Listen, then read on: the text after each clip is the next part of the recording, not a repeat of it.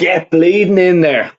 Telling you now, I'm fucking buzzing. Still buzzing. And I must say, I met a lot of people today. They knew me, I knew them, stuff like that. People I didn't know and all that. And I must say, I'm delighted. It's great to meet people that, sometimes you think you're pissing against the wind and you're just talking to a bleeding phone or a camera or something like that. But then the love you see and the fans that you meet is up there. You know what I mean? It's I know now why I do this. Because I love this club. I love everything about the club. I love football, and I'm so passionate. I've done a few vlogs. Look, you know, you'll probably see watch them. You know what I mean. There's occasions where I'm losing the plot, and that's heat of the moment. But I'm not going to hold anything back because I love this club. This club means so much to me. It's unbelievable. Um, you look at me vlog and go, "Oh, bit controversial." I don't care. You know what I mean? It's a football fan in the moment, celebrating goals with me son. You know what I mean? I don't think there's anything better in the world. To bring you get up at 4 in the morning, spend a fucking shitload of money, go over and support the club you love with your son. There's not much that can beat that. You know what I mean? And the people I met today, and such I love Arsenal fans. Really fucking do. There's not enough of them in Dublin, I feel, or Ireland. You know what I mean? And to hear their stories and stuff like that. This is why I do. This is why I'm doing a fucking fan show or anything like that. You know what I mean? And the amount of love that they show and just go, look, Dale, fair play to you for having normal Arsenal fans have their say. It's not just about the famous fans or whatever the fuck you want to call them, because there's loads of them out there, and I have to upload them and all this stuff, and the Wi-Fi is probably not great. I hope it's okay for you and you can hear me and stuff like that. But yeah, I have to upload a load of them. There's a load of people I interviewed, fucking AFTV and fucking not AFTV and other people, you know what I mean? Because this is what it's all about. But man, I'm gassed up. I hope you guys are as well. It was unbelievable. When we went 1-0 up, I just could not believe it. The only thing I have to say, and the negative thing I have to say, is about when we were 1-0 up and they scored, it felt like we were 2-0 down.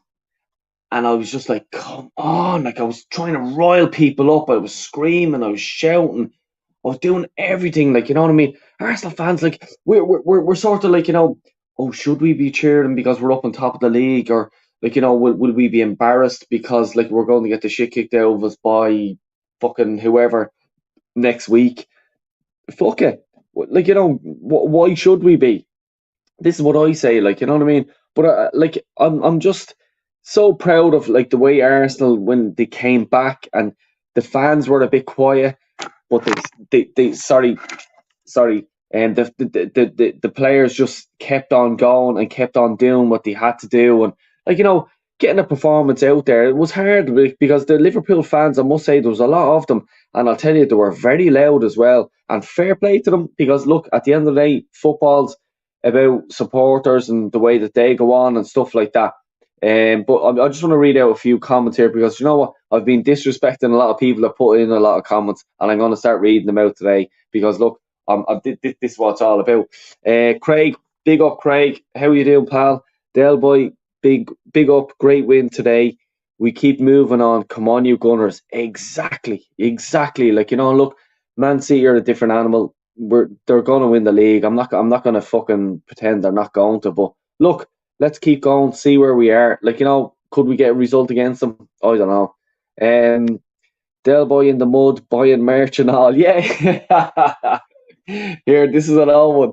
This has been fucking given to me, but the young fella, Zach, got out of the touts and stuff like that, and I don't mind giving them money, because they're the salt of the earth people, you know what I mean. And buying an old hat and a scarf off them, that's no harm. I don't think, anyway. Maybe you might tell me something better. Aussie Gooners in the house. Big up Aussie. I was this won't fucking click over. I was talking to a few Australians today, and I was shouting out your channel to them, mate. You'll probably see it later on when I upload a few videos. So do check them out. And if you haven't checked the vlogs out, do check them out, because I'll tell you, I get heated, I get passionate, I get everything in the last one or two. But please understand, because we're after beating Liverpool today. You know what I mean? So yeah, that's where it all goes, and it stems down to. But here, if you can blame me and if you're slagging me for giving out, you know what, fuck off, because you know what, you try and be there. You try and be there in the atmosphere. Arsenal beating Liverpool 3-2. You tell me you wouldn't do anything different, because I'll tell you one thing, you'd be a bigger and better man if that's the case. And talking about a bigger and better man, Niall from the upper tier, Liverpool supporter. I'm sure you've all seen the the stream I done with him and Ola yesterday. And big up to Niall, and fair play to him, and Dave as well from LFC Chats. Two Liverpool supporters, and I must say respect to them, because they're two of the first people after the final whistle went, two of the first people to actually send me a text and congratulate me on the match today. Fair fucking play to them, because that's what football's about: respect and giving each other slagging and stick and stuff like this. And I must say, even Ola with Niall, if you haven't seen the stream, Niall was there saying, look, why not win the league? Why not go for it? Like, you know what I mean? We can only beat the teams that are on front of us. So that's his take, you know. Congrats, lads. Great win to break the duct and go top again. Exactly. And we are fucking top. Come on. Jesus Christ. I'm fucking absolutely buzzing, I am. Like, you know what I mean? Jez Collins in the bleeding gaff. Big up Jez on Gillespie Road today. What a fucking road. Historical road of Arsenal. If you know anything about your history, Gillespie Road, and another legend in the house. Love your vlogs today. Thanks a million, Jez. Fair fucking play to you, mate. Ryan, what's the story, mate? Up the Gunners, but still Arteta out. This is it. Like, you know, is he enough to lead us the way? Can we challenge? Ryan, what do you think? Seriously, can we challenge? What are we going to do? You know? Like, I don't think we can. Don't think we'll win the league. Man City are a different animal. They're unbelievable. Like, you know, but we can only play what we can play. And this isn't me turning around saying, oh, I think we'll win the league. I don't think we'll win the league. Like, you know. But I want to go for the top two. I don't want to be third or fourth. I want to be second. And this time next year, I want to have another one or two players in, and then give Man City a fucking headache.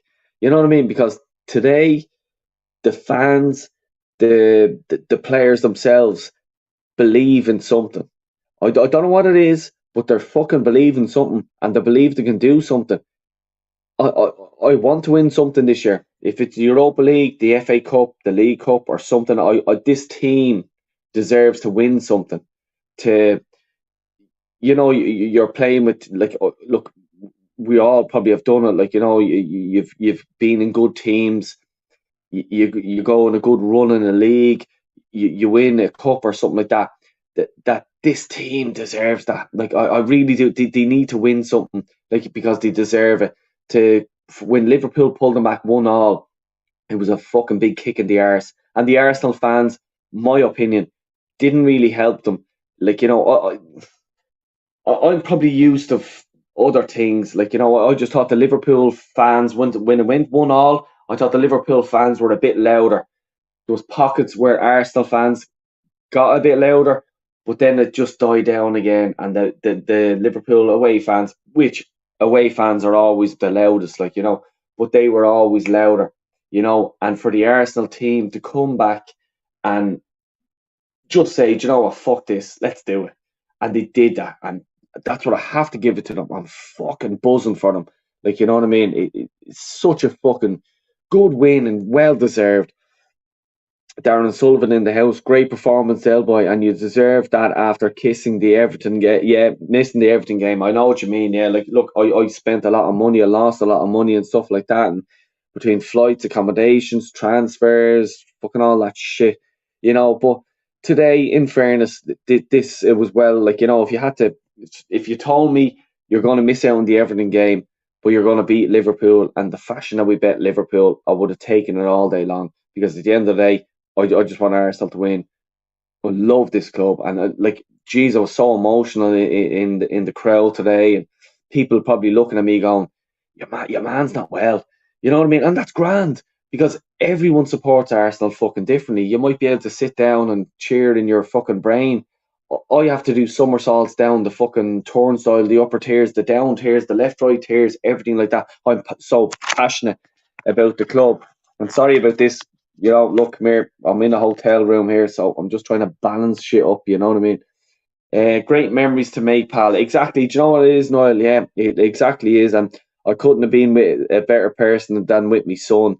You know what I mean? This day for me is going to live on long. And just before we came into the hotel room, Zach gave me a big hug, and he just goes, "Dad, this is like, I cannot thank you enough."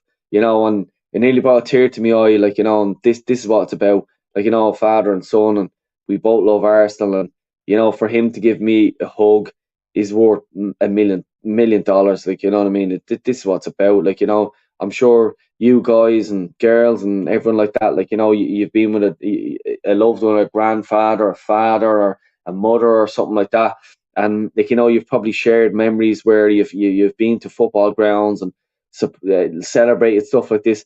This is what it's about.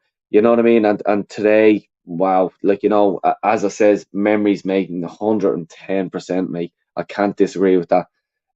Great performance, Dale and Zach, and you deserve that after missing the Everton game. Cheers, Darren. Thanks a million, mate. And I hope you enjoyed the game. Where were you at it, actually? Were you at the game, or what were you doing? Were you in a pub or whatever? Like, give us your shout outs.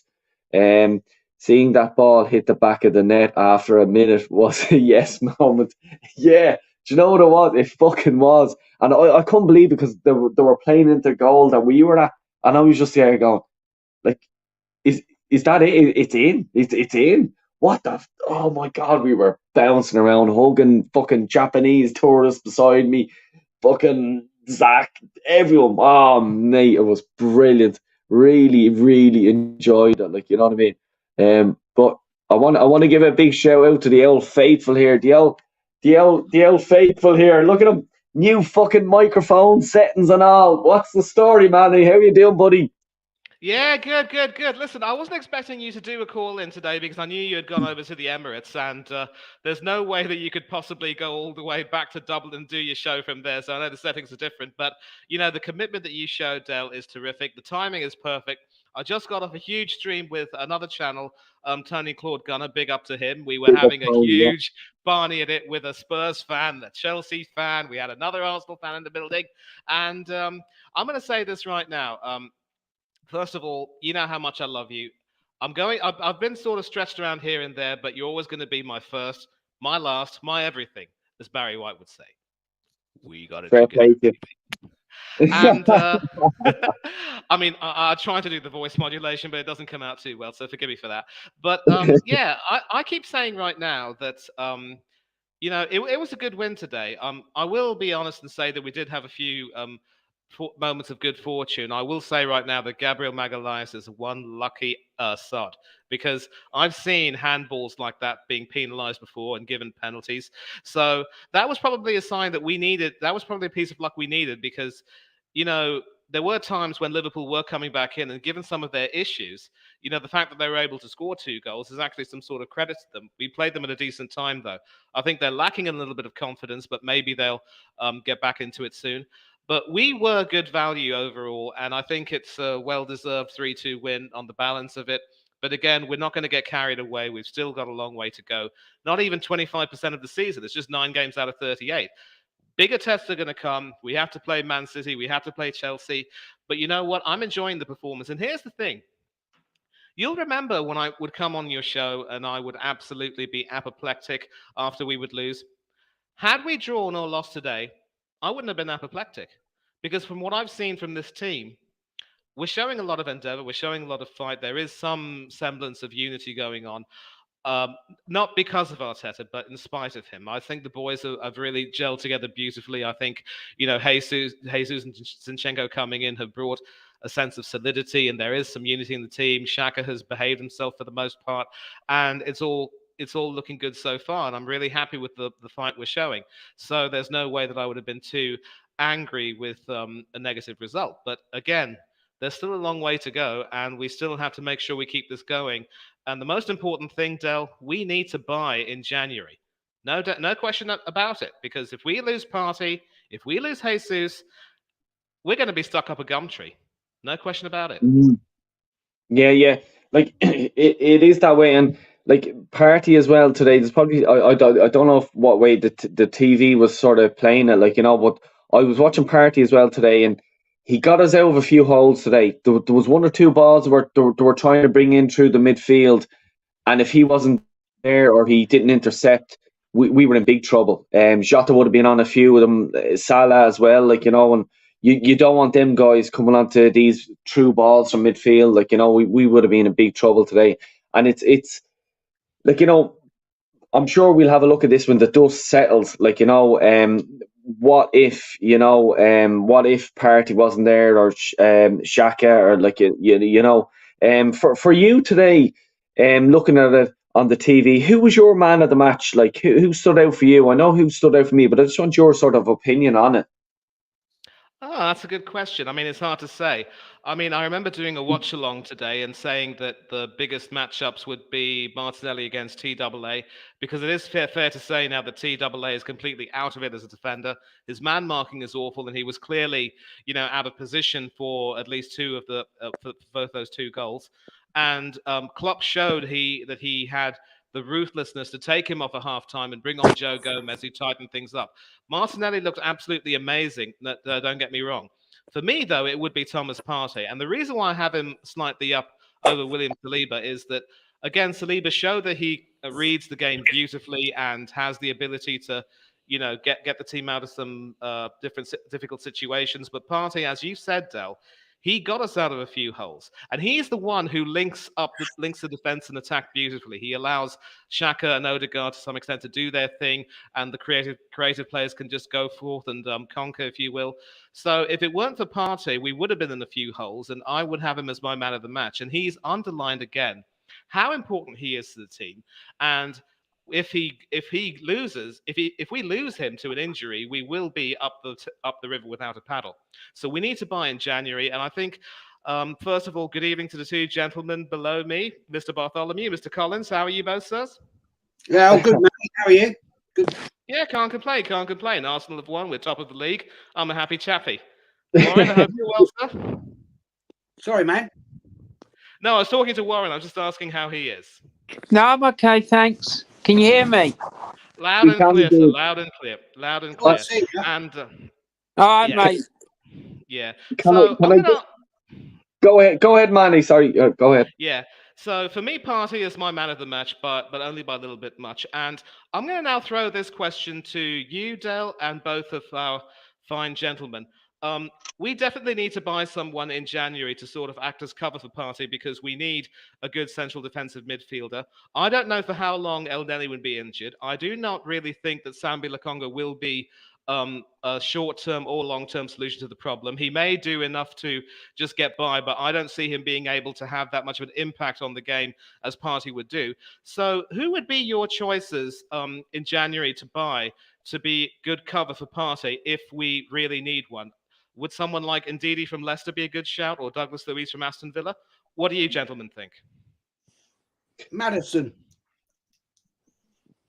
Oh, okay. Jez has entered the building. He's coming swinging. Good man, Jez. Yeah. Ndidi. Yeah, I'll go with that. Or Manny's making a very good point. I totally agree with what he said. Yes, of course, we were looking at, weren't we, at Tielemans, Leicester.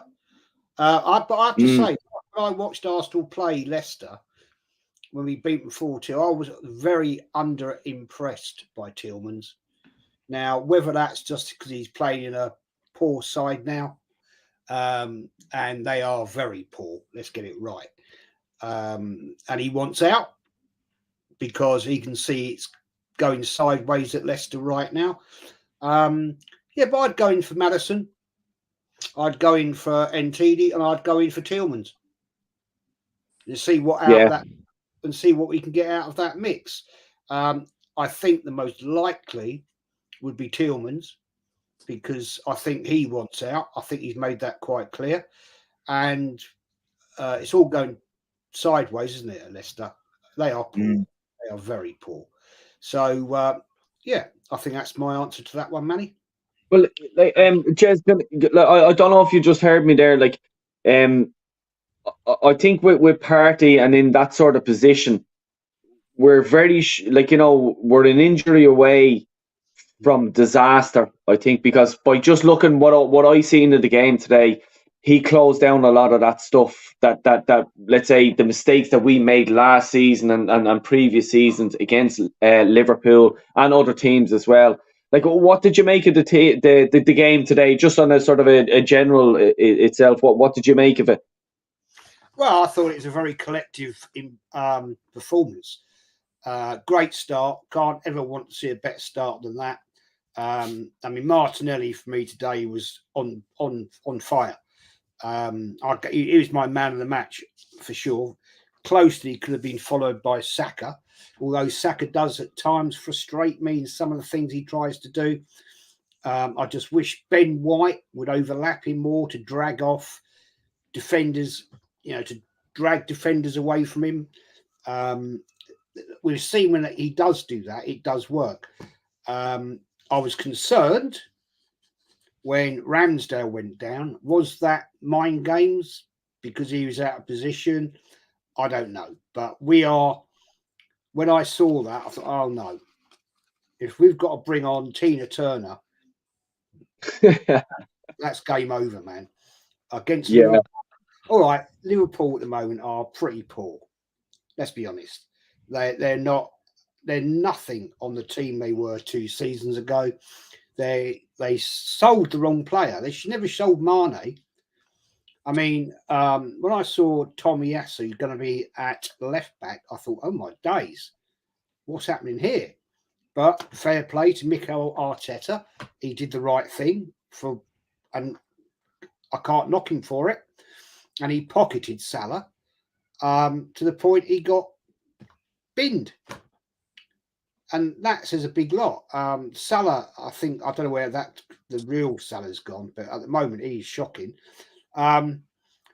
Gabriel is a concern in defence. I think he's got to stop making these silly errors time on, time on. He's got to learn from this. And unfortunately today we did see a silly error from Saliba, but I'll excuse him for that because he's been rock solid in this Arsenal defence this season. So fair play to that young man. And, these are still young players. They're going to make errors. They're going to make mistakes. So what I saw collectively, brilliant. And well done, Mikel Arteta. You are fair play, mate. All I've ever asked of you is to prove me wrong. And you are proving me wrong. And long may it continue. And if you prove me wrong that we're in a title race in April, May, then I'll say fair play to you. Well done. And I will give you all my support. But I still think we need to challenge in the FA Cup and the Europa League. If he can achieve those factors, then I will say very well done to you, sir. Yeah, like I have to look. I couldn't give a fuck who's in charge of Arsenal, if it's Mickey Mouse or fucking Donald Duck or whoever. You know what I mean? If they're putting in a performance and Arsenal are challenging for the league, I don't care. You know what I mean? Some people just think, as we were probably slagging Arteta last season, he's got drip and all this. It doesn't matter. You know what I mean? Let's be honest about it. We loved Arsenal as the club. We were passionate about it and stuff like that. Warren, I want to bring you in there, mate. What did you sort of make of the game today? And what was Liverpool at the game, or were Liverpool shit? You know what I mean? Or did Arsenal absolutely deserve the game? I think they absolutely deserved it, and I'm really pleased because I think even bigger than the 3 points and the fact they stayed top of the league, I think psychologically it's a huge, huge boost for the team and the club, because we've struggled to get anything out of this game against Liverpool for a while, and the players can go away now. I know that Liverpool aren't playing great and all the rest of it, but they can. The fact that it's Liverpool, that's the important thing, and the fact they've been so good, and that it shows them that they can compete. With the top sides, they can. So that for me is really, really important, because if you go years and years and years with not beating a rival, it starts to play with your head. And the longer it goes on, the more difficult that cycle becomes to break. So I'm really happy. But more than that, Dil, I'm happy for your little boy, for Zach. He is going to have the best time when he goes into school with all those other kids. He's going to be giving it to them large. Do you know what I mean? And if I was him, I'd be begging you to let me go into school early so he could put up pictures all around the classroom saying Arsenal 2, Liverpool 1, stuff like that. I'm delighted you said that, because at 5 o'clock this morning, 5 o'clock UK time, Irish time, whatever fucking time you want, he says to me, Dad, what if we lose? And I said, Zach, let's just go with it. Let's just see what happens, mate. We'll just go with it. And an hour ago, he was coming in, giving me a hug, just going, Dad, thanks so much. And this is what it's about, like, you know what I mean? Sort of, memories for everyone, like, you know what I mean? Not just me or him or anything like that. I'm sure there's no, fathers, I'm saying it because I saw how happy he was after the game, and he was beaming, mate. And and I remember the first time I ever saw Arsenal win, mate. I felt like I was walking on cloud 9. Do you know what I mean? Yeah. There's no better feeling in the world. Yeah. For a young fella. But the other thing I wanted to say, but what I was really impressed with, was when we lost the ball, we were like fighting to get it straight back again. Like running back, chasing back, trying to get it back again. And that, we haven't always seen that. Like, they've just sometimes they've just, in the past, we've just allowed teams to, get possession and then just not put them under pressure. But today we look like men possessed, and I was really, really happy about that. But like I said, the big thing for me is the psychological impact that win can give the team and the players and everyone at the club, because I think it's so important, because it's been a big barrier for us to go. All those years we never ever had a victory against a top 6 side, home and away, especially under Wenger. It was getting a bit of a nightmare. So to do that, I just think it's a massive leap forward for them. So I'm really happy about that. From me, I was looking at the Liverpool fans a lot, and especially when they scored, it means so much to them to beat Arsenal. It seriously means so much to them. And now we've done it to them. Let's support, let's enjoy this. You know what I mean? If they beat us today, they would have been 7 or 8 points behind us. We were, was it 10 or 11 points? Now we're not going 14 points ahead of them. That's huge. Huge. For Liverpool, this time of the season, it's only the start of October, and we're already 14 points ahead of Liverpool. I'm sure every one of us here, if I said that to you in early October, we're going to be that much ahead of Liverpool, everyone would have laughed. Absolutely no way. Man, is there respect to Arsenal's name now after that win, especially the Spurs win, this win now today? Should people start respecting us a bit more and not just say, yeah, whatever, but Man City are going to slaughter us? Good question. Good question. And the first part of my answer is, Del, we still haven't finished 25% of the season. It's 9 games out of 38. And there are other teams like Chelsea who have games in hand on us. They're creeping up the table. United beat Everton today. It was a sort of a scrappy huff and puff win, but they also showed that they have the quality to, grind out the win when it matters. And don't forget, we lost to them at Old Trafford. I would like to see how we can perform uh, in the remainder of the first half of this season, because we still have a lot of games to play, and certainly we have to come up against City and Chelsea and um, even a few other teams who would normally be considered our bogey teams as well. We have to really show how well we can do that. And what I don't like to see, Del, is how people have been jumping to conclusions about how we've really improved based on these 9 games, saying that we're no longer losing to these smaller teams anymore. We're playing some top quality football. And look, we have been consistent so far, but the most important thing is that we have to keep it going. So yeah, we can be respected as a team which is much improved, but should we be respected as potential title challengers or top 4 challengers? Not right now. There is still many a slip between the cup and the lip, as we say back in the UK, and a lot can go wrong. And we all agree that we need to strengthen the squad in January. We definitely need to get some cover for Partey. A new striker is certainly a necessity, because if we lose Jesus, we will be, of course, stuck up a gum tree. And as Mr. Collins mentioned, if Ramsdale were to go down with an injury and we were to put Matt Turner in, wouldn't necessarily fill us with confidence, but it's something that would have to be done. So maybe another decent third keeper, who knows?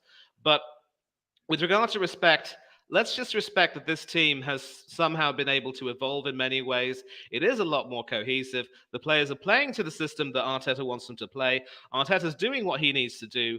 I still think that he can certainly improve it in lieu of some substitutions, and maybe be a little bit more tactically imaginative at times, because there will be some teams who will find us out, and how we respond to that will be his biggest test. So I'd like to wait for a little bit before demanding respect on our name, because look, you can make all of these outlandish claims early on, and then some teams will sort of pull you down, and the satisfaction for those teams in question will be all the more because of how we behaved earlier. So let's earn that respect. Let me say, let's earn that respect. Let's keep that consistency going. Let's keep everything rolling nicely, and then we can start to do that.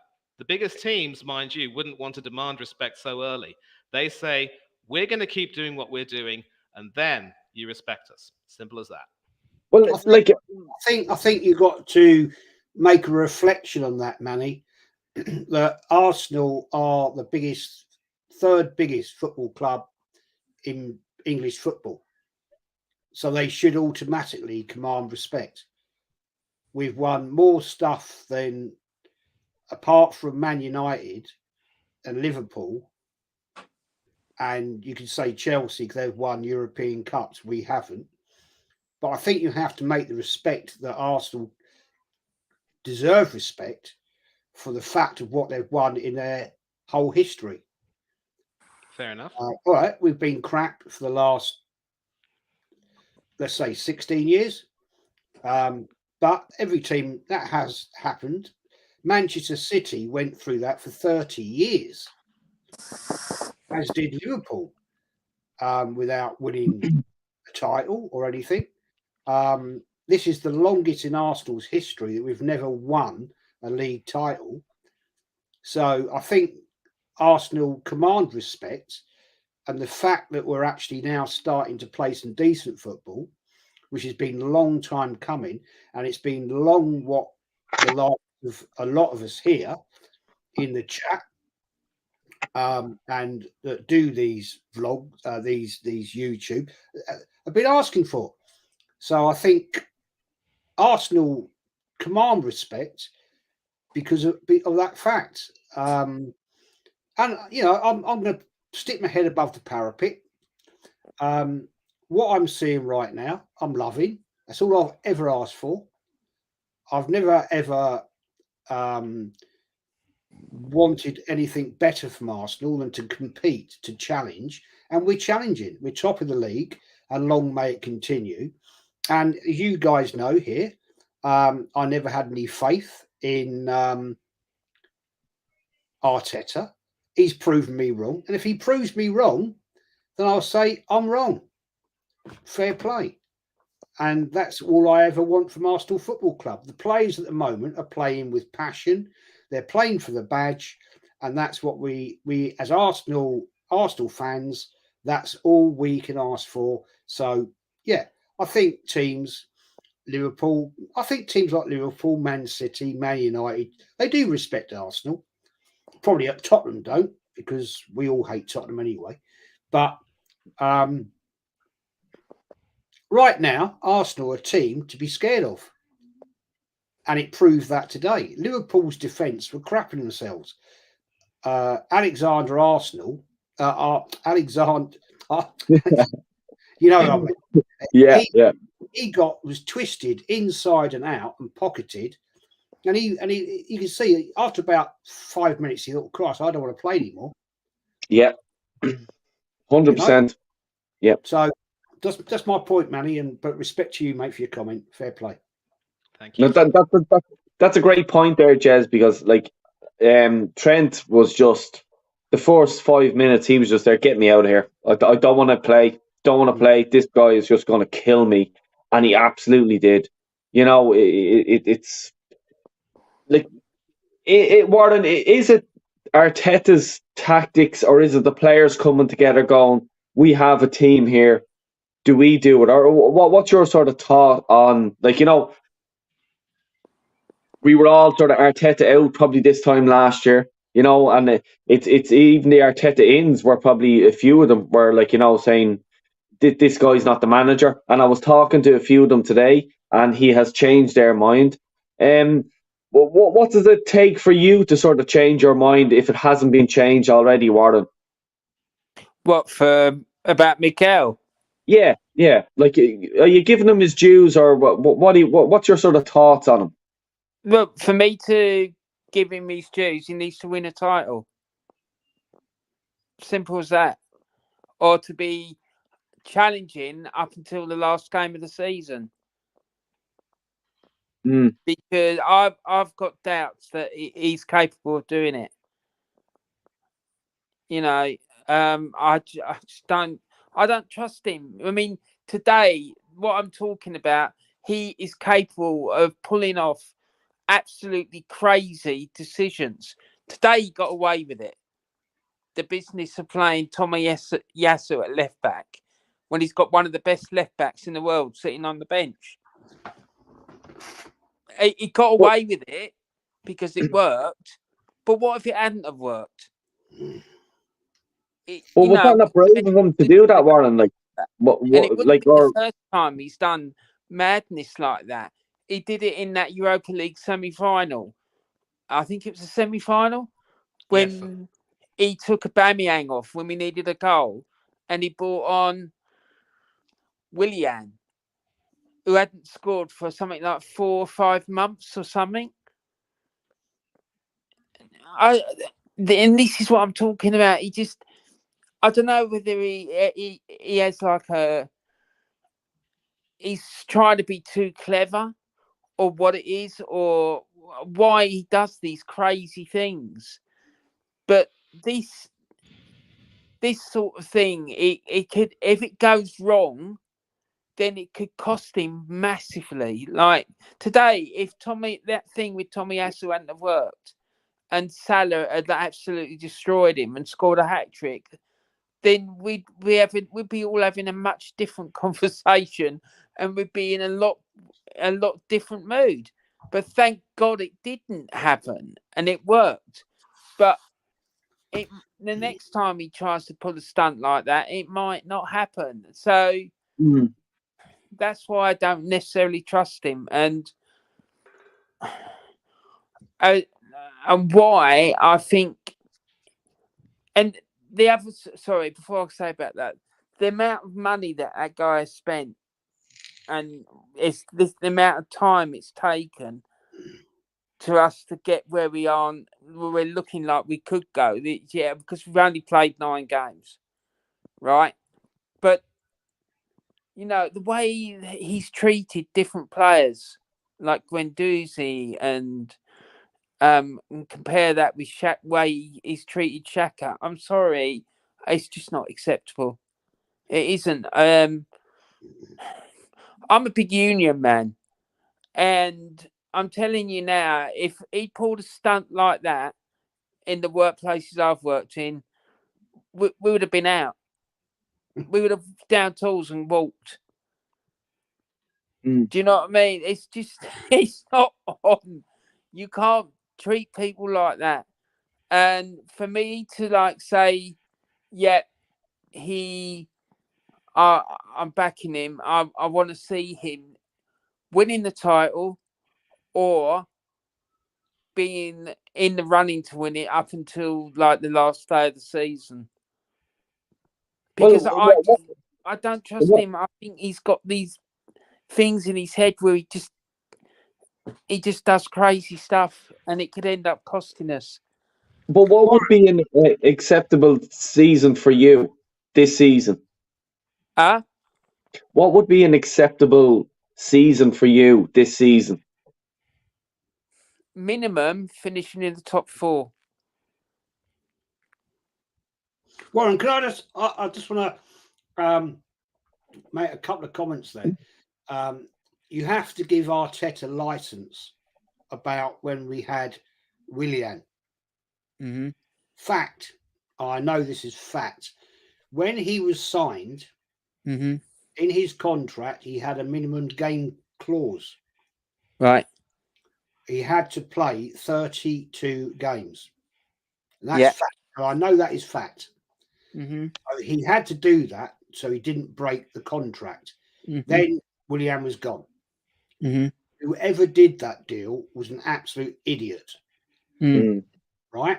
The fact that is fact. Yeah, I totally agree with you that I think Arteta is arrogant.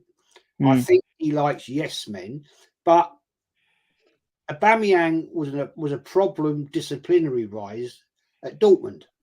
That's why they got rid of him. That's why we bought him in January. Because they wanted him out of the club. And I think with our Aubameyang, when things don't go his way, he plays like an impetuous child. And I think that's why he's now at Chelsea. Right? Because I think he did well. He went to Spain in anger. He's now come back. And what's he done at Chelsea? Well, yeah. But let's see what he does. But I just want to ask you a question about this Willian thing, right? When that game I'm talking about, he came off the bench. So was this thing about 32 games or whatever? Was it starts or was it just appearances? It was appearances. Right. Okay. So that's fact. I can't tell you. No, I'm not doubting that it's not true. But what I'm saying is, if he's the manager, then surely he has to sanction those sorts of deals and rubber stamp them. No, because at the time, if you remember, who was doing all the transfer business? Yeah, he wasn't involved. Right. So he wouldn't have had to like final say on it, and no, he hasn't been able to say no. Edu has the final say. Hey, Edu has the final say. Yeah, but Arteta wouldn't have been able to turn around and say, and this is a question, he wouldn't have been able to turn around and say, oh, no, I'm not happy about that. I don't want that happening. I doubt he even knew. Right. Because that to me is a massive problem. Do you know what I mean? And whoever did that deal, as far as I'm concerned, shouldn't be at the club anymore. I totally agree with you. I don't think Edu and I don't think Vinay should be at the bleeding club. No. What does Vinay actually do? Well, this is a good question. I'd like to know that as well, mate. I mean, Manny, what does Vinay do in the club? What's your take on this? You know, you are asking a person who doesn't even have as close a finger to the pulse of that club the way Mr. Collins and Mr. Bartholomew do. But hold on, Manny. I their know guess you is as know good your as mine. stuff. I know you know your stuff, mate. Okay. I mean, my guess is that he's probably, the person who's trying his best to make sure the finances are kept in order and see clearly, as you see from the All for Nothing documentary, he's become a part of that PR machine. And if his responsibility is to check the finances of the club and make sure that they are running, then I think, Warren, you mentioned it perfectly in one of your streams, sir. One of these days, there has to be an audit because for all of the underachievement under Wenger, we've always been known as a club which was very financially sound and which knew how to spend our money. But then in recent years, we've seen a lot of horrible stuff like the 50-odd staff members being furloughed and players being asked to take a pay cut, Ozil refusing, and that was another reason why I wanted that fellow gone. Aubameyang at least accepted a pay cut. And then we've been spending so much money on transfers and not being able to make any money. And then a lot of these failures in the transfer window would be down to a desire to trim the wage bill. So there definitely needs to be an audit, and Vinay's certainly not doing his job there. And it seems to me, Del, that the more we hear about these antics of Edu and Vinay and a few others, the more convinced I am that they are in on this whole PR lark, and Kroenke is the one who is sort of allowing it to go on because we all know that he doesn't even care about the club succeeding, although maybe his son Josh might be whispering in his ear saying, no, Dad, that's not the way to go about it. I think Kroenke, we know, is running it like his own personal hedge fund. Why doesn't he seem to care about the finances? So to answer your question, Edu is in theory probably in charge of financing the whole club, making sure that everything is kept in order. But you know something, if an audit were to be conducted, he'd be given his pink slip and P45 before you could say Jack Robinson. Yeah, 100%.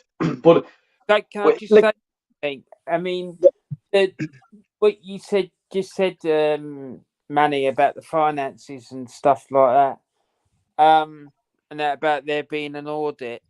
That for me, the way that the club has been run up until this season, it always struck me like it was the mice playing while the cat's away. That there was no one. Like it was almost like, oh well, the top dog's not here. Let's do whatever we want. Or they were just. It was just seemed to be like organised chaos, and that never.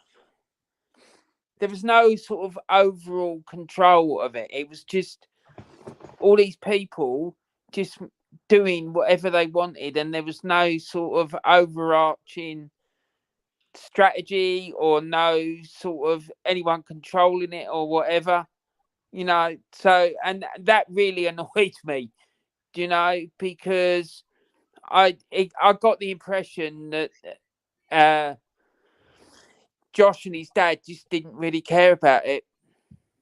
That's the impression that I got from seeing how all this madness was happening, And Completely to be honest, that was the one area that I did feel quite sorry for Mikel for, because I always thought he had no one to go to and talk to and like say, what do you think I should do with this? I'm a bit worried about that. Or, whenever you have a job in life, whatever it is, you always usually, unless you're like Del Boy and you've got your own business, well, you've always got someone that you can go and have a chat with and say, look, I've got this situation with this case. I don't know what to do with it. What do you think I should do? And they give you a bit of advice. Who's he going to? Do you know what I mean? And that was something I always felt sorry for him for. But the other hand of it is that he knew what he was doing when he knew what it was going to be like when he took the job on. Agreed completely, sir. And I would also counter that by saying Arteta's own lack of proactivity when it comes to transfers might end up filtering through to his unwillingness to rock the boat, as it were. Because if Conte were in this position, let me tell you, it would be a shootout at the OK Corral.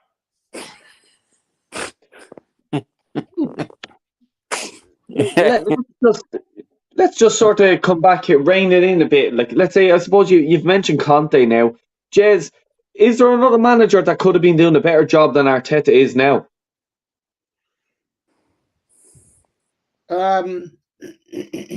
Right at this point in time, at Arsenal, no. And I will honestly say that to you. No. I think what Arteta is doing, he's got the players gelled. He's got them playing the tactics he wants to play at long last. He's got the team he wants.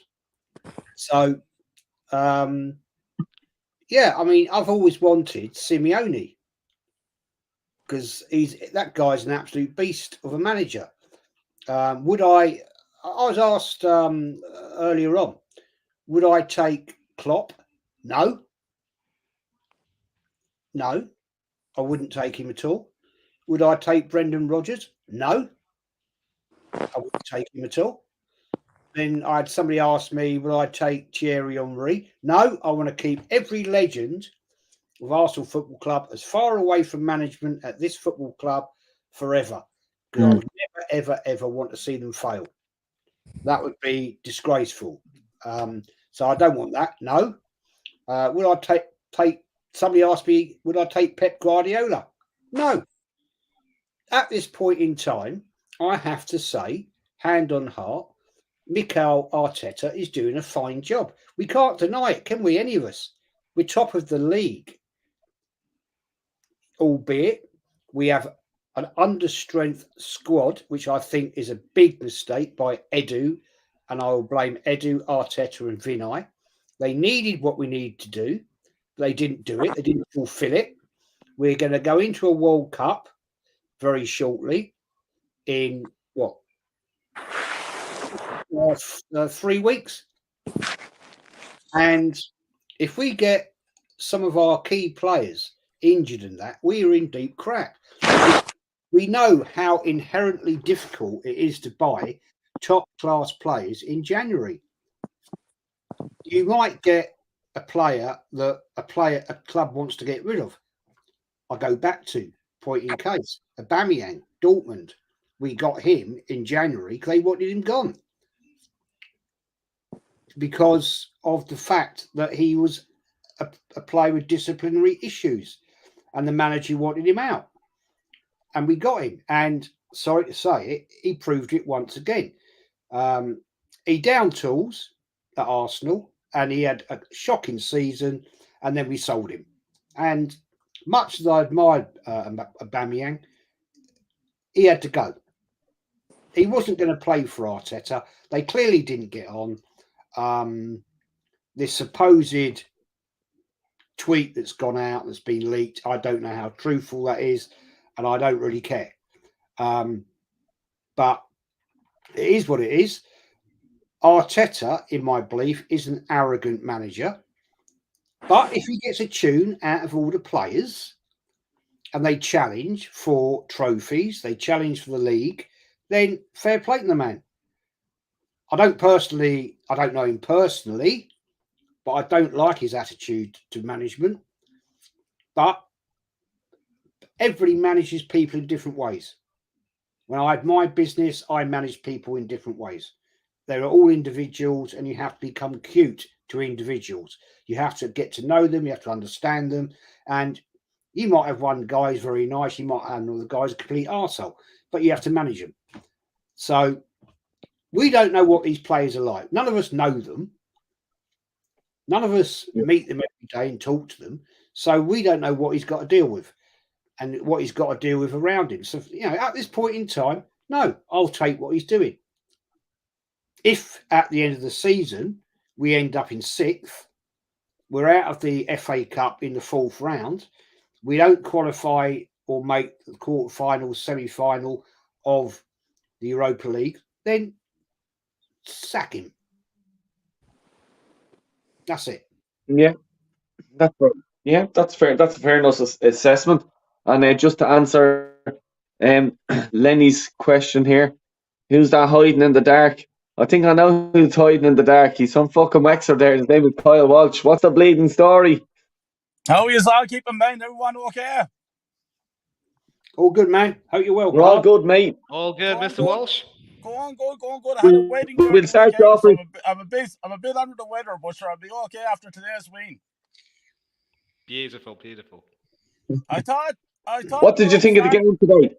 I thought we did very well, Del Boy. I thought in the first half, in the first time 15 minutes, we were dominating, and then Liverpool came in and dominated the midfield.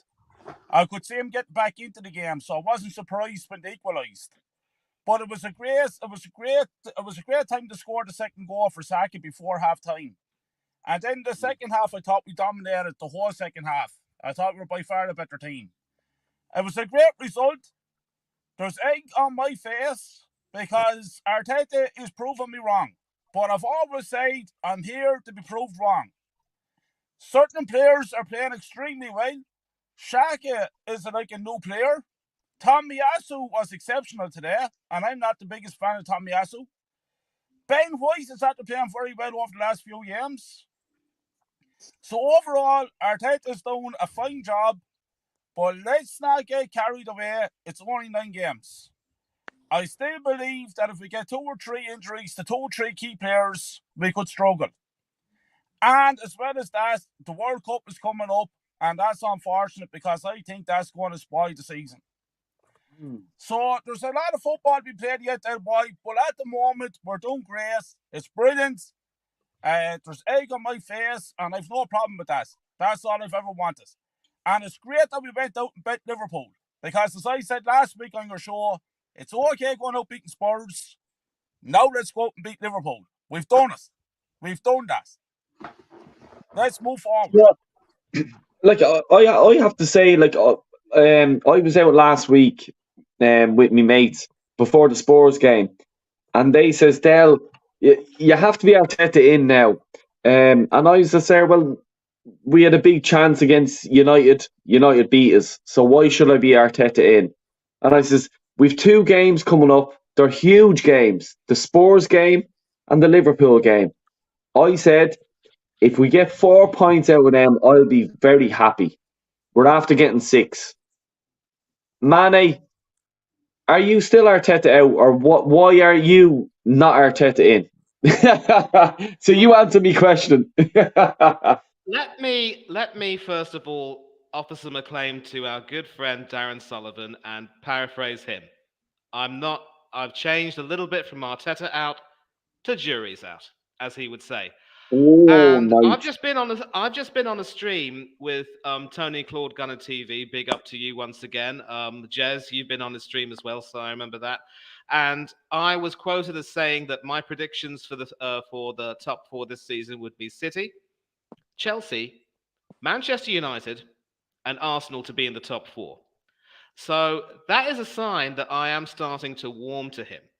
But the issue is, Del, if anyone ever tells you that you, after these recent results, you need to start being Arteta in, I'd say no. You need to stick to your guns. You need to stand up for yourself. You need to make sure that you are true to yourself and say, no, there's still a long way to go. Many a slip between the cup and the lip.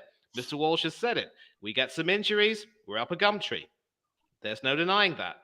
And the weight of history isn't on our side. One of the reasons why I love being on this panel is that all of us are old enough to remember, the disappointments of the Wenger years, and we can all go around saying this time it's different. The players are playing for each other. But look, we remember the slip-ups. We remember everything that's happened. But let's not talk about that history. And again, we still have to remember that there are bigger tests to be passed, bigger fish to fry in the form of Manchester City and Chelsea, and there's still a lot of stuff that can happen. But I am willing to say that I'm enjoying the process. I'm not trusting the process as of yet, and Warren has made it very clear. It all comes down to where we are at the end of the season. We need to be either winning the title or challenging for the title. If we can, win the Europa League, that's a big bonus. And I'm also not deviating too far from my original demand, which is Champions League or bust. But the fact that I'm predicting that we're 4th means I'm starting to do that.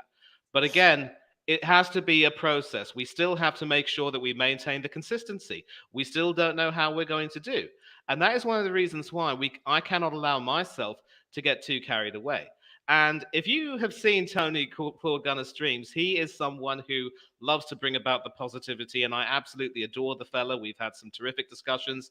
We're sort of a good policeman, bad policeman team, if you will, and that's why I love it. There's none of these ridiculous arguments or disputes that you see on Twitter. You'll have seen too many. I had a recent dispute.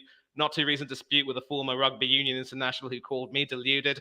I can't think of his name right now, but whatever. But we just need to make sure that we don't get too carried away and remember history. When Leicester won the Premier League in 2016, even they never thought that they were going to go that far, because the previous season they were in a relegation battle and they made sure that they finished higher up the table to be in a position of security.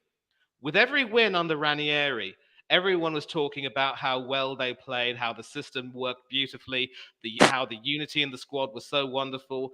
We all remember Ranieri taking his players out for pizza one night after a big win.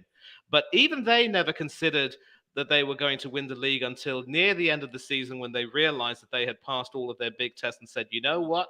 We are very nearly there. So that is the approach that we need to adopt. And especially given that it's been near 20 years since we've won the league, that is the approach that we need to take, because it's the hope that kills you every time. And I will be Arteta in at the end of the season if he does what I expect him to do. I will be willing to back him wholeheartedly and say, you know what, you've done your bit.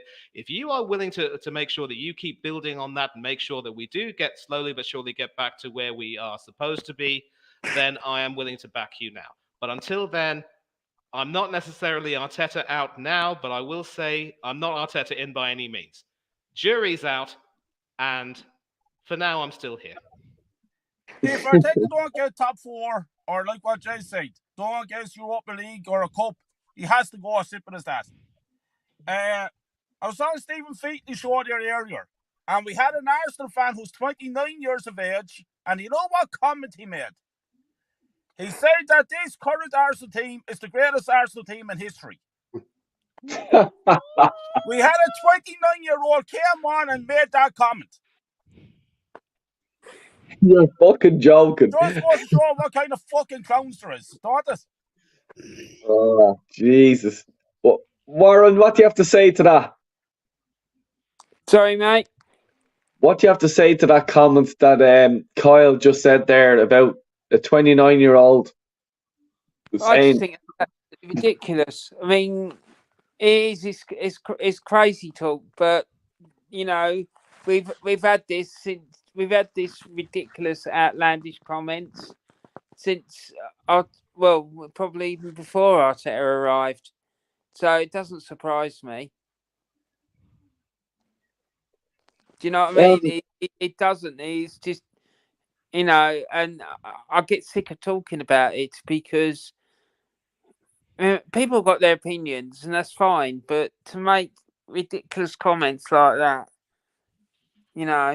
I'm sorry, it's just crazy. When you think back about the teams that we had in the 30s, think about the double team in 71.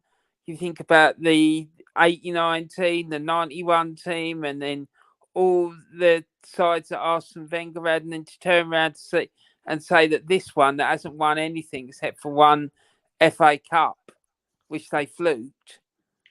I'm sorry, but that's just crazy talk. Do you know what I mean? But Del, listen, man, I'm really sorry, man. I've got to go. Yeah, no. Yeah, you work right. Give a shout out to your channel there, Warren, please, just so everyone knows. So my channel is called Warren's Team Talk. I do a show every Saturday at the moment, where I follow all the ups and downs and the scores in the Premier League from about 2:30 on a Saturday afternoon. And I'm on Instagram as well, Warren's Team Talk. So yeah, you can come and check me out there if you want to. But thanks ever so much for letting me come on. It was great talking to you, Jez, and to Manny, and to that's me, innit? Yeah, and to Carl Walsh, mate. It's lovely to see you, man. Big up to you, Warren. Big up to you. I hope you're good.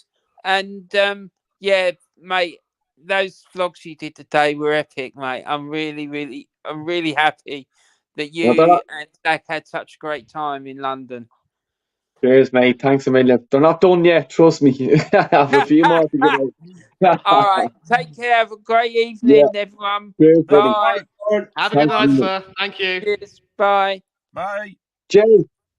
Jez, for all the deluded gunners out there, can we bring them back to earth and just sort of say, like, there's a long way to go yet? Like, you know, what's the reality of it? Because today I was seeing, I bumped into an old fella. His name is called Julian, and just check out what he has to say in one of me fan cams. That's all I'd say. You know, but for I'm sure you know what he has said.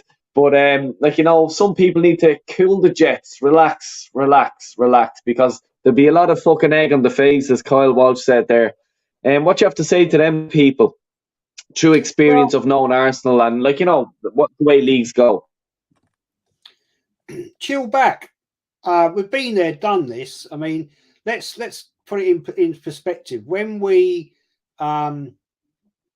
Leicester won the league in 2016, we were the only team to beat them twice, home and away, and we cocked it up because we lost to stupid teams. Now, all right, let's also say there's a lot of top sides: Chelsea, Man City, Man United, Liverpool, all underperformed that season. So, respect to Leicester City, they took it on themselves and they won. Well done to them. And now the fact is, we've been down this road many times. I've seen this happen so many times in the years I've supported Arsenal. And to talk about managers, we had a manager in Terry Neal, a very good footballer, Arsenal, a bloody awful manager. I didn't want him, yet he got us to 3 cup finals on the bounce, of which we won 1. Yeah. But there was a protest that went to Islington Town Hall to get him out of the club. Now, obviously, that can't happen anymore. If that was the case with Arsene Wenger, or if it was the case with Mikel Arteta, it would never happen now. But that's how it was back in time. But, you know, we got to accept what we're seeing. We got to enjoy what we're seeing and believe in what we're seeing. But I sit here and say to you, calm down. We're not there yet. 9 games in. It's a long way to go. We've got a World Cup in between where we could have potentially injuries, where players are out for a month, 6 weeks. We don't know, which means we've got to do some serious business in a very difficult transfer window. We know how inherently difficult it is in January. Teams don't like to leave or lose their best players in January.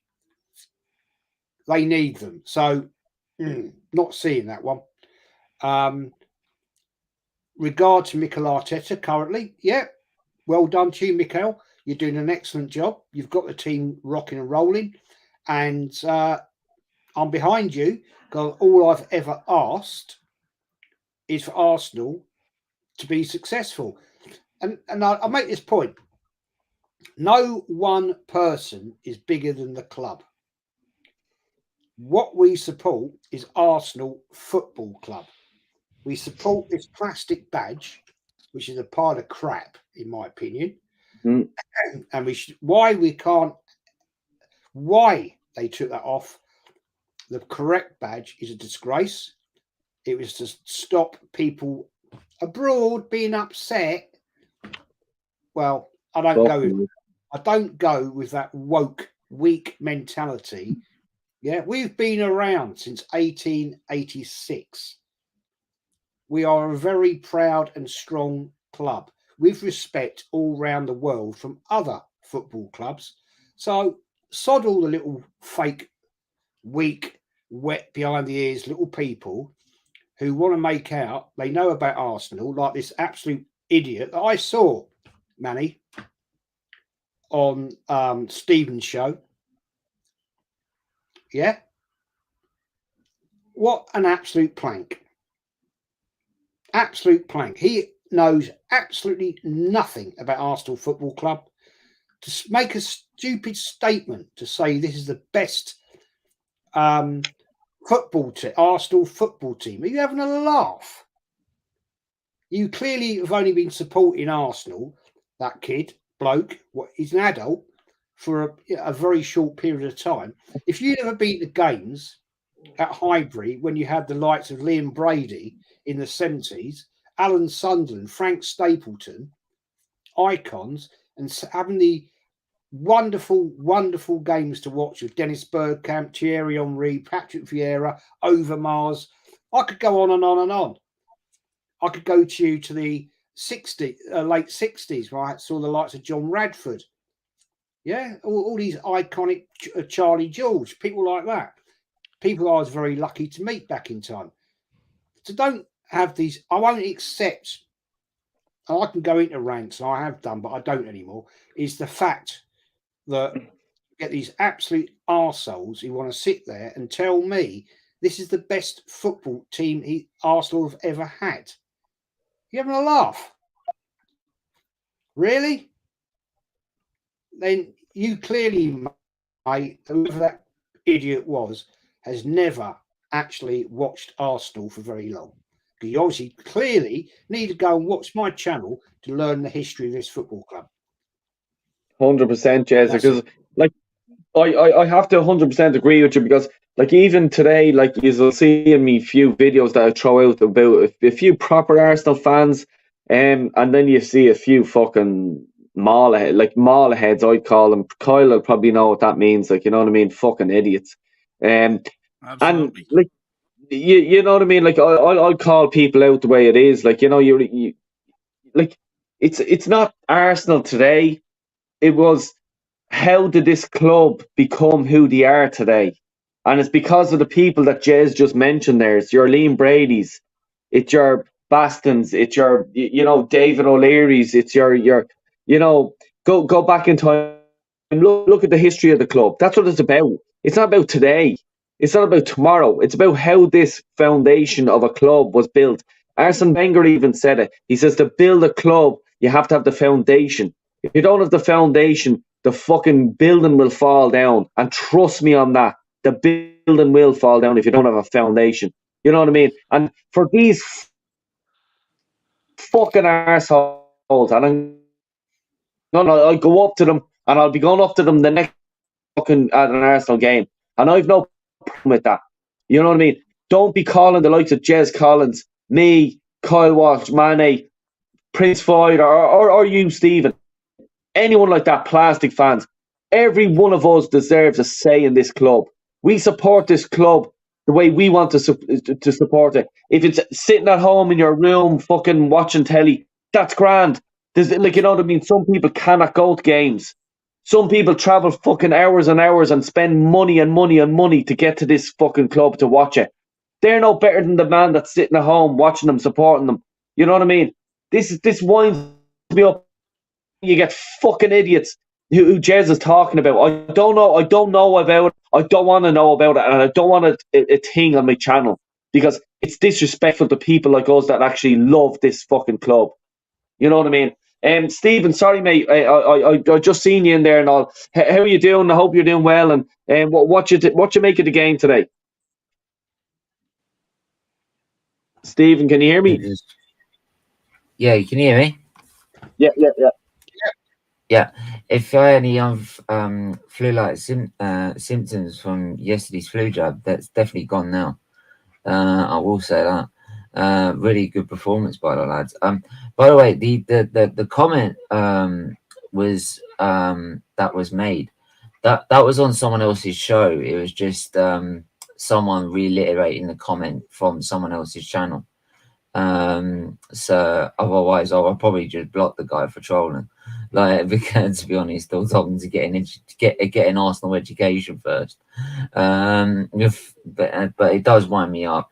Especially if he says he'd been following the club since '98, then obviously you must have seen 2004 at least. But yeah, like people said, you've got the 30s, you've got 70, 71, you've got 91, 98, 2002, 2004. Like, any one of those teams is still better than this team right now. Because at the moment, as much as we're playing well at the minute, right, we're not at the business end of the season where you start winning trophies, right?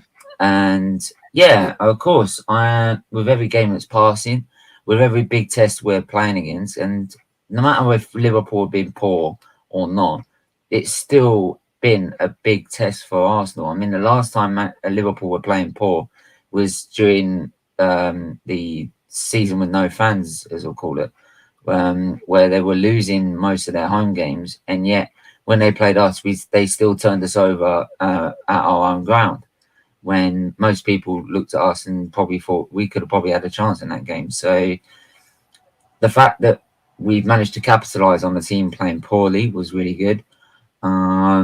I do feel that at times during the game, it's sort of after the first goal, after the first 15 minutes, we sort of started to sit back a little and invite the pressure onto us. And for me, but what I was really, really impressed with is not just once, not just twice. In both times we equalised, we regrouped. We didn't let it. Unlike previous times we played Liverpool, where we've just capitulated. We regrouped as a team and came back at them, and in the end, I feel we deserved the full 3 points. In the end, I just think Liverpool, though they had their moments, I think were just second best to us. And it shows clearly Liverpool the problems they're having this season. So yeah. Well, look, fuck them anyway, Stephen. You know what I mean? I just want to, while there's a good few watching, please do like and subscribe to everyone that's on the panel. Jez's channel, Arsenal, The History and More. Check out Kyle Walsh, Gunner TV, Prince Floyd, and check out Manny's socials as well. Please do, everyone. Like, you know what I mean? We're all an Arsenal fan base here. Let's show each other support. Prince Floyd, what's the bleeding story? Were we all wrong? Are we all fucking idiots? What's the fucking story, man? I think, are you right or what? Bro, look, listen, everyone knows I was one of the. Look, last year I was the only guy coming on YouTube Arteta in, and you know that yourself. But I don't do it to come and prove people wrong. So at the end of the day, we're Arsenal fans. I just seen the vision maybe quicker than anyone else, because what he was trying to do. That's the truth. What he was trying to do is when he was, do you know, when he was putting out this dead wood, a lot of Arsenal fans, Dalboy, didn't think about, okay, the previous games, how they had the weak mentality, the thing, like the likes of Mustafi, the likes even of Banyan, like when you watch how they were, if Liverpool would have scored against that team that we had 4 years ago, their heads would have dropped and we would have got pounded 4-0. So this is the thing. The thing is, you had to do a washout. You had to get rid of these players. And now it just goes to show that eating on the nail just then. If Arsenal if this was 2 years ago and Liverpool would have scored, we would have lost the game.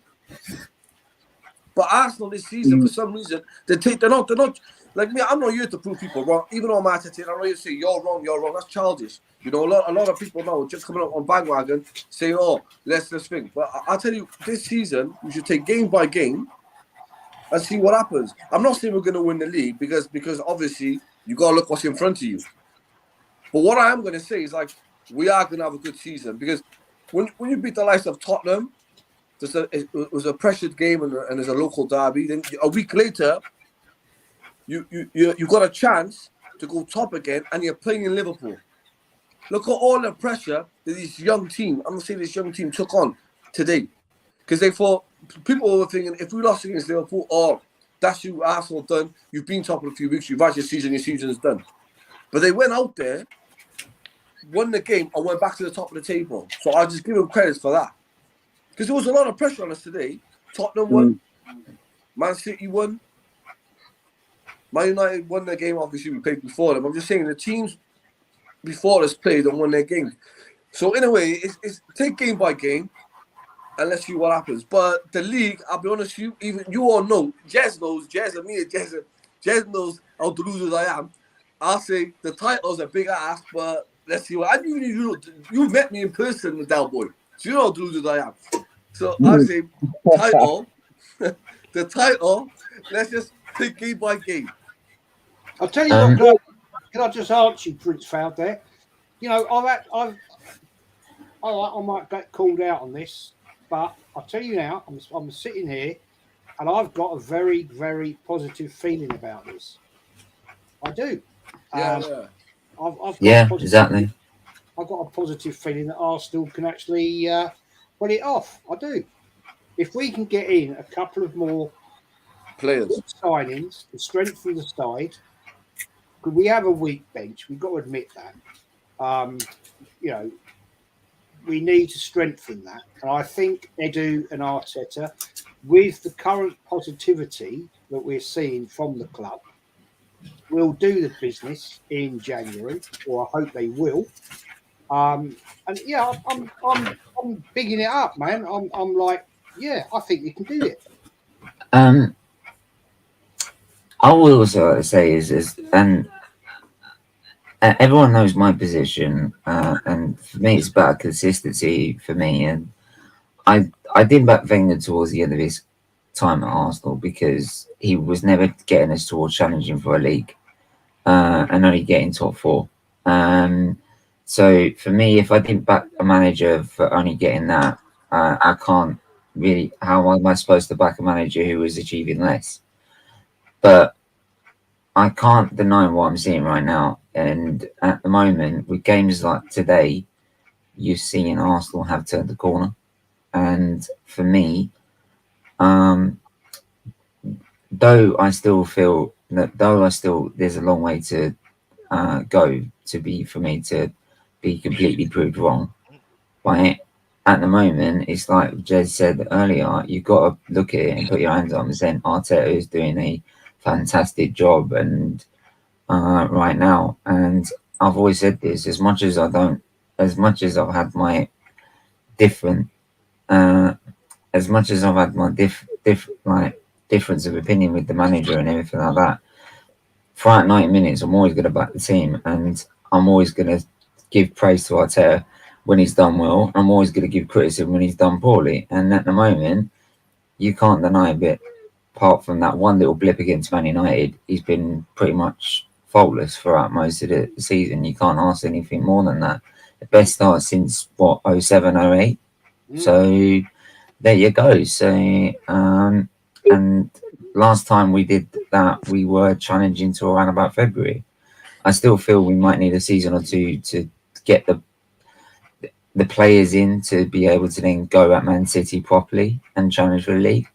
But I've also just questioned myself for this. For me, most of these players are probably not on the Champions League top level of players. But if he's managing to get this sort of performances out of these level of players, could you imagine what he would be able to do if he managed to get Champions League level players in that are even bigger names than they are? Yeah, but right? Because if he managed, but I have to sort of rein that in there a small bit. Like, let's say if he, because you know already have Champions League players. I think he does. There's a few players there. Oh yeah, there were. Oh, I think that was cut out. Yeah, can you hear me there? Can you hear me there? Who? Yeah, I can hear.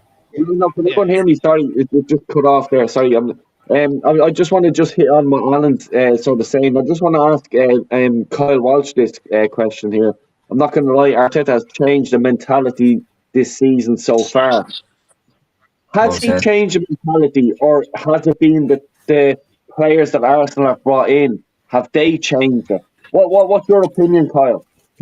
Well, the opinion is that he brought in winners. Jesus and Shevchenko are winners. And I think Jesus has started bringing this winner mentality about him within the club. And it's started having an effect on the rest of the players. But I think the management has brought the winner mentality also that way. Because if it kept going the way it was going, Arteta had to fuck off. It's as simple as that.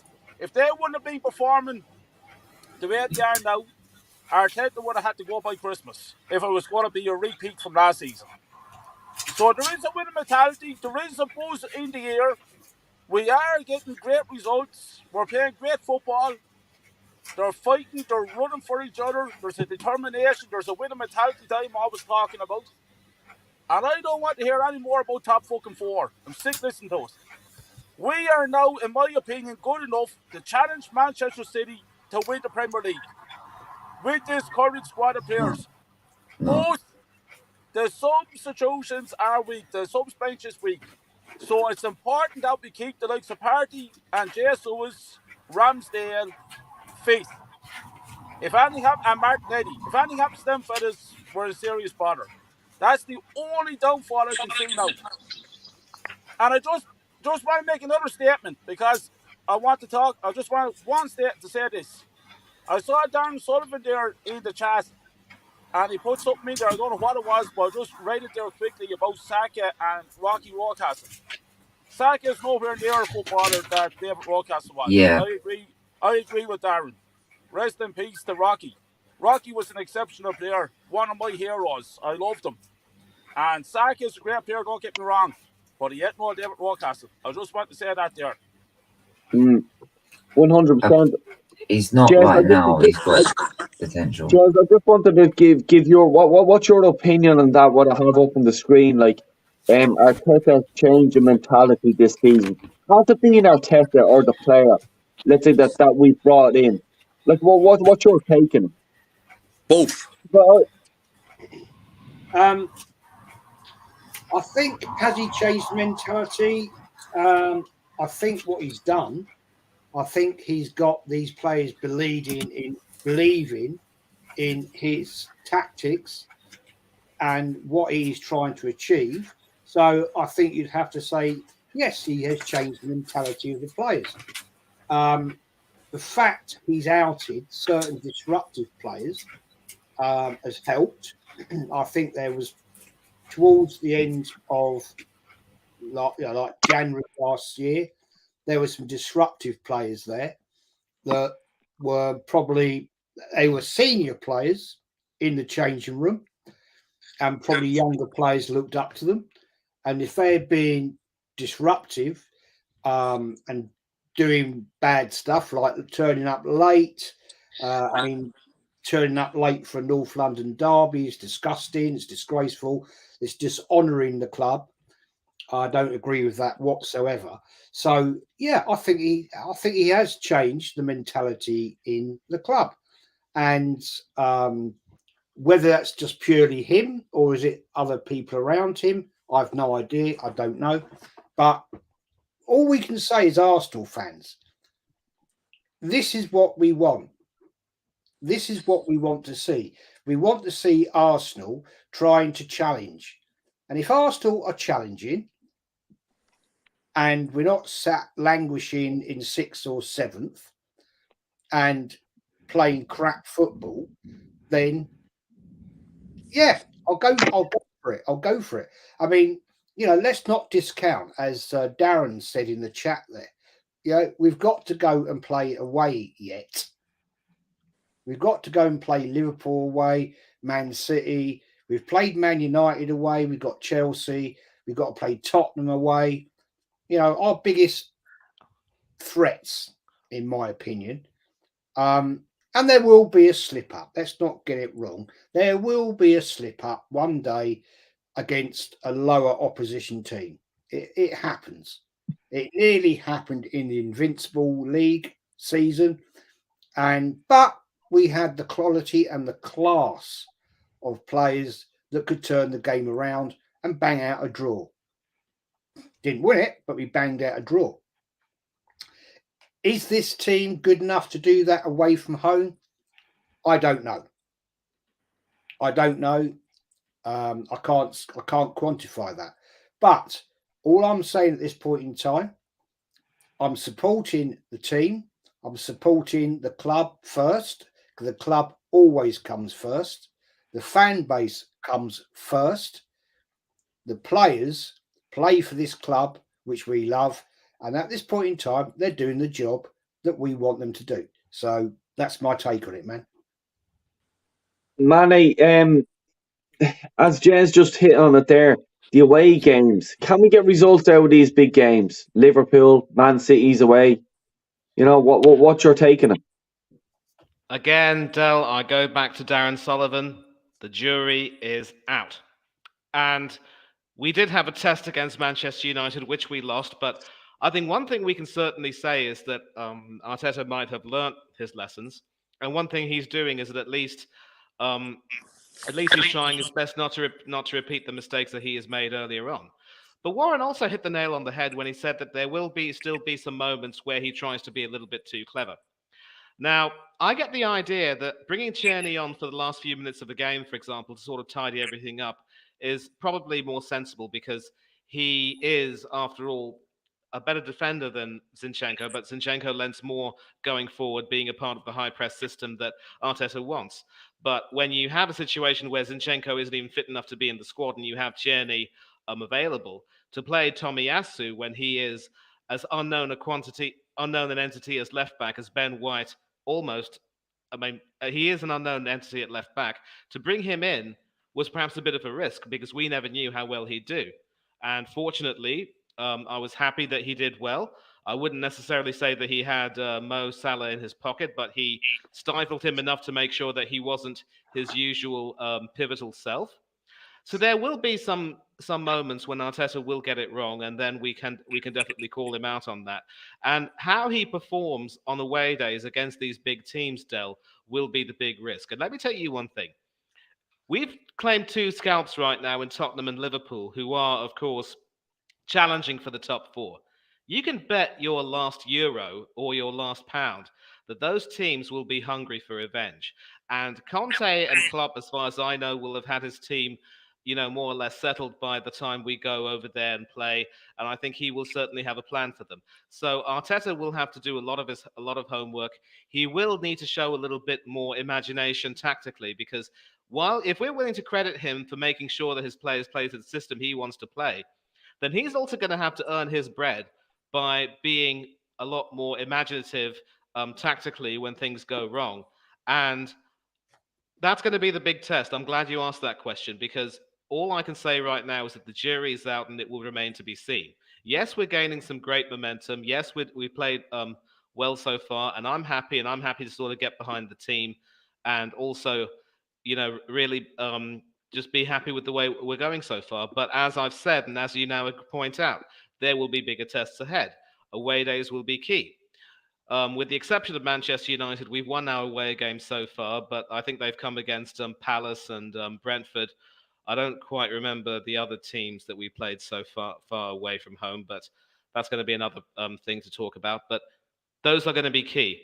And how Arteta is tactically set up before and during the game will determine how well we perform. And let's not forget the other issue of squad depth. We have to consider injuries. And Jez has said it perfectly. We might have a slip-up here and there. It's how we react to those slip-ups that will determine how well we do. So time will tell. I can hear stuff next door in the hotel room, and it sounds like Klopp is trying to get with Martinelli. What's the love affair there with Martinelli and Klopp, Prince Floyd? Is he trying to get our player, and will he ever get him? I told you this. I remember I was on a stream, and I said to people, I said this on the stream, and I said Martinelli is good. Klopp come out and said he's good enough to play for Liverpool. So Klopp have always been an admirer of him, but at the same time, it's the same time when Guardiola come out and said about Ben White, and when he's speaking about the Arsenal, like Jesus and all that, when he speaks about the Arsenal players. But Martinelli, yeah, he's something else. Nothing else. But if you go, I was going to say to you what Manny just said about when we go play them big boys, when we go back to Anfield, we still got to go to Anfield. We still got to go to Spurs. Spurs may be there in a ball, but going back to Anfield, we're 14 points ahead of Liverpool now. And I know everyone says, it's only 9 games. But then they play Man City next week. So if we beat Leeds in a week, then it's thing. So that means all these teams like Man United were like 7 points, Chelsea 8 points or 10 points behind us. All these teams got to hope that we lose like 3-4 games on a bounce for them to get, and they got a guarantee to win 4 games on a bounce before we even hit their yards. So this season is a different season. In that same season, when you're going in to play Liverpool and Anfield, thinking, oh, you know what, you're 23 points ahead of us, you're on 4. This is the season when actually Arsenal can be ruthless, because the difference between winning the big boys, I know it's always good to beat Liverpool and Anfield. It's always good to beat Chelsea at Stamford Bridge. It's always good to beat Man City in the Etihad Stadium. But the fact is, if you win them 3 games, only them 3 games, okay? See, that's 18 points. 18 points works out 26 points when you play all the big boys. And don't win the teams you're supposed to be beating, you don't win league titles. Because remember when Liverpool always beat Arsenal, done a double over us, done a double over United, done a double over Chelsea, and done a double whoever was challenging for the title. And they never, ever won a league for 30 years because they were only beating the big teams at home. So, I find the teams like Leeds United away important games if you want to challenge the title. Even if you want to set an example, I find the teams like Palace away more hard, because them big teams, even though we don't do good there, we haven't done good at Anfield, but going into this season, it's the point. I think the pod tally is going to make the points tally is going to be very, very a big like say in the league this season. So if we go to Anfield, for instance, and we're 10, 13 points ahead of them, Arsenal are going to go there like with this mentality, thinking, "Oh, we're going to lose this game." Because today they went there with that mentality, thinking, if we win today, we've set an example. We go 14 points clear, and we prove to the fans that we can do it. So I think going back to Anfield and Manchester City and places like that, it depends where we are in the league. If we're still there and about and we got a lot of points on them, I think we're going to go in as favourites, and we're going to go with that mentality. We've done them once at home, we could do them again. Well, Foy, do you think that we can challenge for the league this year, or do you think if we're we this keep beating the too small early? teams, yeah. If we like, Leeds to me is an important game. You got to beat the small teams. It's like and you got to win all your home games. It's like Alex Ferguson said. I remember he said in 1999. He said you got to win your home games and beat all the small teams, because Liverpool always used to beat them. Chelsea always used to beat them. That's not if you win your home games and beat all the small teams, you're definitely you're in the title race. Because if for instance, Arsenal fans, we used to do it before. Remember when we had Robin van Persie? We used to go to Anfield, get that buzz, and we used to do a double over Liverpool. We used to do a double over Chelsea. But we never won we're nowhere near league titles. Like Chelsea and Man City, Chelsea were like, what, 15, 25 points already. The league was done. So I think this season is about beating the small teams and being consistently at home. So when people come to the Emirates, they come in nervous. And you know, this season, compared to last season, look all the teams we beat in the Emirates. We beat all the teams. Every team that's come to the Emirates this season, we haven't lost a home game. And now, to me, if they can continue that, then, like Jess said, you should be confident.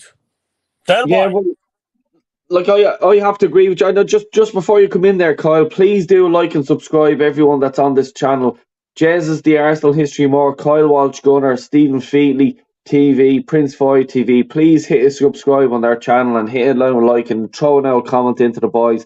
And if you're not too busy as well, just throw an old subscribe or a like on my channel there as well. Kyle, what you were just going to jump in there? What were you going to say there, mate? Dead boy. There's called fucking facts here. A soccer pitch is a soccer pitch. A football is a football. Soccer pitches are marked out the same way as this in the Emirates. If you want to be a champion, you go to these places and you fucking put in a performance. And if you put in a performance, leave the body on the line, you should have a great chance beating all those top teams in their backyard. It's as simple as that, there, boy. I'm sick and tired of excuse after excuse after excuse for this club. We have to challenge Man City this season. We have to go to the Etihad. We have to go to Stamford Bridge. We have to go to Anfield. We have to go to White Hart Lane. And we have to put in performances. And we have to challenge to win them games. It's as simple as that, there, boy. Fuck that shit then, boy. I'm sick of it. The same with this top 4 bits. I'm sick of it all. This is our season to compete. Ain't the fucking story. A football pitch is a football But pitch. you got, I don't yeah, give a fuck then, boy. but all right, but Kyle, on the look, on the reality, you got to see what's in front of you. We're coming up against a team that they have a goal machine that scored 16 goals in 8 games.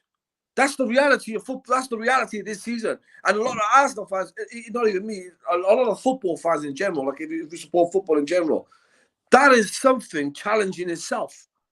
The likes of Haaland scoring like 16 goals in 8 games, that's something Arsenal fans like got to really like think, have a look at themselves and think, okay, we could challenge, but look what they got. Like that's gonna hit anyone's football mind. It doesn't matter if you're Arsenal or Liverpool or Chelsea or when you see things like that as a football fan in general, it is worrying. Top class player forward, no doubt about it. A top striker, no doubt about it. It's a 90-minute game. We have fucking defenders. I don't give a fuck for it. They're getting paid to defend. So if we want to compete, you have to beat the best to be the best, my friend. No, I agree with you on that. Maybe my standards are too high. Maybe I'm wrong. Maybe I'm wanting too much from my club. You know, you're entitled to it. I don't want any more excuses for it. We have to go out now. We have to fucking compete. It's as simple as that, man. Can I just get Jez's opinion on this? Because, like, we're after getting Saliba back. He's after raising our defence level. And I've seen this firsthand today. He's after raising our defence level. Like, should we not? Why the fuck are we afraid of Man City, Jez? Do you know what I mean? Like if Prince Floyd is saying what he's saying, we have to play these teams. You know what I mean? We have to beat the Leeds. We have to beat the Nottingham Forest. You have to beat Liverpool in Anfield or draw or don't lose. Like, why are we worried? Why? We have a defender in Saliba that is fucking. He's going to be playing for France in the World Cup. Well, I think I'm not worried. I'll tell you for why. I think this team right now has ultimate confidence. Last season, I think we were so up and down, in and out, win 1, lose, go on a winning streak, then lose 3, 4, up and down. It was just teams lose confidence, they panic. Look what happened against Nottingham Forest in the FA Cup. Shocking display. At this point in time, somehow, don't ask me how, Arteta has got this team firing on all 12 cylinders. Yeah? They are going out there. They're going straight out the blocks, fast start. The only thing that concerns me is like today, we went out 58 seconds, score a goal, dominate for 20 minutes, then we lose control. Because we allowed them, because our midfield disappeared for a little bit. We had Partey. What happened? Where did Xhaka go? Where did Odegaard go after that absolute brilliant pass to Martinelli for the first goal? That's the sort of things that concern me. If they can play consistent level of football, I think we can challenge City. We made a big boo-boo against Man United at Old Trafford. We let them come back into that game. We made bad substitutions, whereas, they made a couple of decent substitutions. They caught us out on the break. That's always a weak spot for us. Now, we need to make sure those frailties don't come back in. But let's remember, last season, was it New Year's Day when we played Man City? And we were all over them in the first half. And then we capitulated because we had a sending off. As long as we don't do that, and the one thing I will say here, the player that I used to actually berate in Granit Xhaka for his consistent idiocracy, this season, I've given him 2 man of the matches because he's playing a totally different role. He's playing as an attacking midfielder, not a defensive midfielder. All the time he stays away from our defence, I'm loving it. And the fact of what I'm seeing out of this fella, that is a mindset change that I believe Mikel Arteta has developed in that player. And if Mikel Arteta can do that, then big up Mikel Arteta. Stephen Featley, you were wrong. I was wrong. Jez, Mane, Kyle, but Prince Floyd was right. You know, what the fuck are you complaining about, mate? What's your big argument here? It's still only 9 games yet. It's still a long way to go for me. I'm not saying I'm loving it right now. I'm loving every minute of it. And long may it continue. There's nothing. Look, I want to sit here at the end of the season and say, I got it wrong. I'd love nothing better because that means Arsenal will win. Like I've said before, it doesn't matter what manager it is, doesn't matter what player it is. As long as they prove me wrong and they put everything on that pitch, it doesn't matter for me. Now, I just wanted to go on about the mentality thing. What I've seemed to notice is it seems to me Arsenal are playing with such sort of aggressiveness at times. It's like they were hurt from last season by not making top 4. It's like they've taken that as a personal insult, being tipped by Spurs for the 4th spot, which they should do. If they know anything about this club, right, then they should be taking that as an insult by getting beat by your nearest rivals to 4th spot, especially since we looked so in control of it for so long. So it looks like Arteta's gotten together and said, we're not letting that happen again. Now, for me, I don't think we've got the squad strong enough yet to be able to really take on City. I don't think we've got the complete squad depth and the complete strength yet. We're getting there, but I think it will still take a minimum another season to be able to properly challenge them. But the way we're playing the 2nd best football in the league. We're currently we're bang on form in a minute, and if we just keep playing the way we're playing, despite whatever happens, we won't even finish top 4. We'll be so comfortable. We'll be 2nd. I agree with him. The way we're playing. That's the way we're playing right now, and you can't. But as long as we stick with that, my main concern with injuries is the defensive ones. So if we lose Saliba, that is going to be a hammer blow, right? So keeping Saliba fit and probably also keeping Xhaka fit is going to be 2 massive key areas. I think with Xhaka, we'd probably have Vieira that could come in and push further forward, but Saliba is going to be a massive one because we haven't got really anyone who's just as good as him. Right, Gabriel's been making too many mistakes. I do feel he needs to be dropped and everything to get him to realise that he needs to compete for that spot. I also think, though, Odegaard as well, apart from that first goal, again, he then goes missing in the game. He needs to stop doing this. If he wants to prove that he can become better as a player, he needs to stop going missing in games. He really needs to stop doing that because when he's on his game, we can see there's a talent there. We can see he's got great potential and improving his game, but he's got to stop doing it if he wants, and he needs to start becoming more consistent. But like I said, we're playing really well, and just long may it continue for as long as it can, and hopefully we can just avoid the injuries. If we avoid the injuries, I don't think we'll have a problem securing top 4 this season. Chelbo, can I just touch on what you said about Martin Odegaard?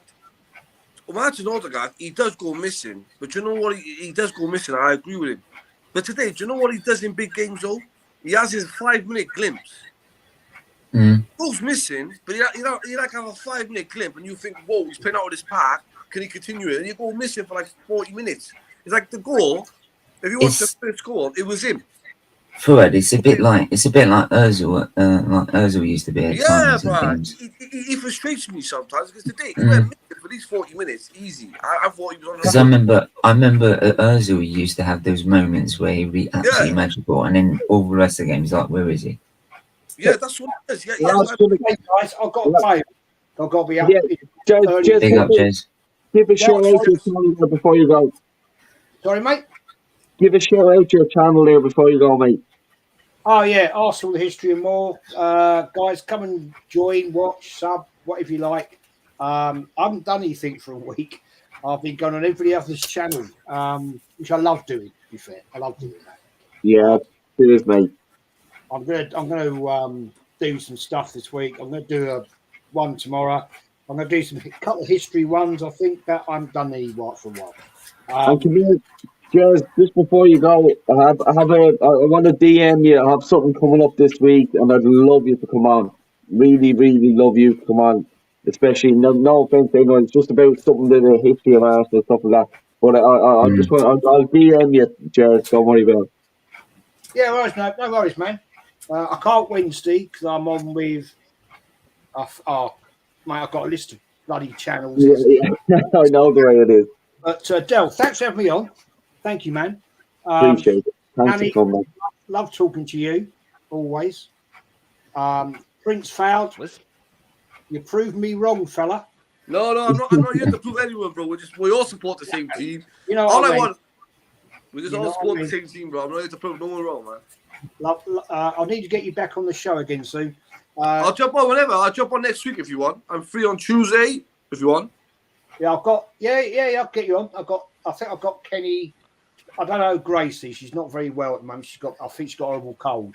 I'll jump on Tuesday with you then, if you want. I'll jump on this Tuesday with you. Let me speak to Kenny, and then I'll set something up, man. Right. And Stephen, love your channel, man. Watched you earlier. Kyle Walsh. Thank you. Big up to you. Big up to you. Guys, love the channel. Sub to Del Boy Gunner. Gooner. Top, man. Hope you enjoyed your day today at Emirates with your lovely little boy. It was great to see. It's a great result, guys. Let's all be positive. It's all going well. Yeah. You know, we've been in these positions before. It can go wrong. I'm feeling it, and I hope all you are, and I hope everybody in the chat's feeling it. Look after yourselves and take care, yeah? Jez, Take care, give us a message sometime, and I'll get you on at some point. Yeah, mate. Yeah, do it. Yeah, do it, Steve. Yeah, do it, mate. All right, cool. Take care, boys. Take care. Take care. Bye. Thank you. Manny, I want to just come to you just about Odegaard. I'm not letting you off there fairly easy. What does he have to do to change your mind? Kyle Walsh is there nodding his head. Put a bit of respect on the man's name. You do realise, Dale, that until recently I had a lot of respect for Odegaard and his name and for the talent that he had, but I have started to gravitate more towards Mr. Walsh by saying that he does tend to go a little bit missing. There is a school of thought which says that, some of the best players have a tendency to sort of, fly under the radar, and then almost and then just when you least expect it, they come up with a moment of brilliance, and everything is hunky-dory. I just think that, though, with Odegaard, the way it seems to me, Del, that a lot of other players might have found him out a bit. I think a lot of teams have sort of singled out Odegaard as a bit of a weakness in some ways, saying that, if you don't allow him to come into the game, obviously he can be frustrated. And we saw this, in this game that he committed a couple of fouls. Kyle, I'm sure you must have seen that game as well. You might have seen the fouls he committed. So there is a bit of a soft centre with this team. And that was also exhibited in the way, as someone described, it was handbags at dawn between Granit Xhaka and Jordan Henderson, the two senior figures squaring up to one. I believe it was Xhaka who pulled. That had me in my mouth. Yeah, so so we all know that as well as things are going right now, there'll always be some particular point when some players can be, riled up a little bit. I think credit to this team right now; they all seem to be fighting for one another. Exhibited, of course, by Jesus pulling Xhaka away, because if he hadn't have done that, then boy, oh boy, forget about handbags at dawn. That would have been a shootout at the OK Corral where only one would have emerged the winner. If he So didn't do back to that, sorry, Manny, I would just have to say, if he didn't do that, Xhaka would have got himself sent off. I agree. Exactly. But so they're fighting for one another. But back to Odegaard. I'm sorry for digressing. It's with me. I think what he has to do, Dell, is really make sure that he is in the game a lot more. And we've seen early in games, like against Bournemouth at the Vitality Stadium, where he got a couple of goals that when he does get into the game, you can see his talent, as Stephen himself will say. If he involves himself a lot more and is willing to take a lot more of the initiative and take some more responsibility, you will see the best in him.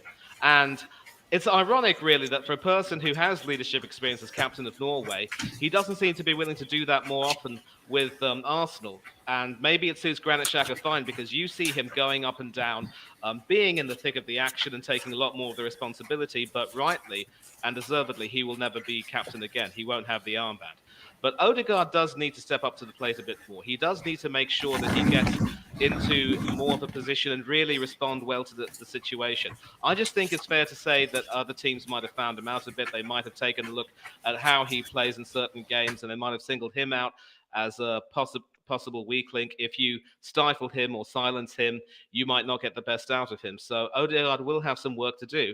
And let's not forget that he's got some competition now in the form of Fabi Vieira, who plays quite well, can go, doesn't also is quite incisive and has a very, very sweet left foot. So Odegaard needs to step up a little bit, and he will find the going a bit difficult. But I think he should be fine as long as he gets more involved.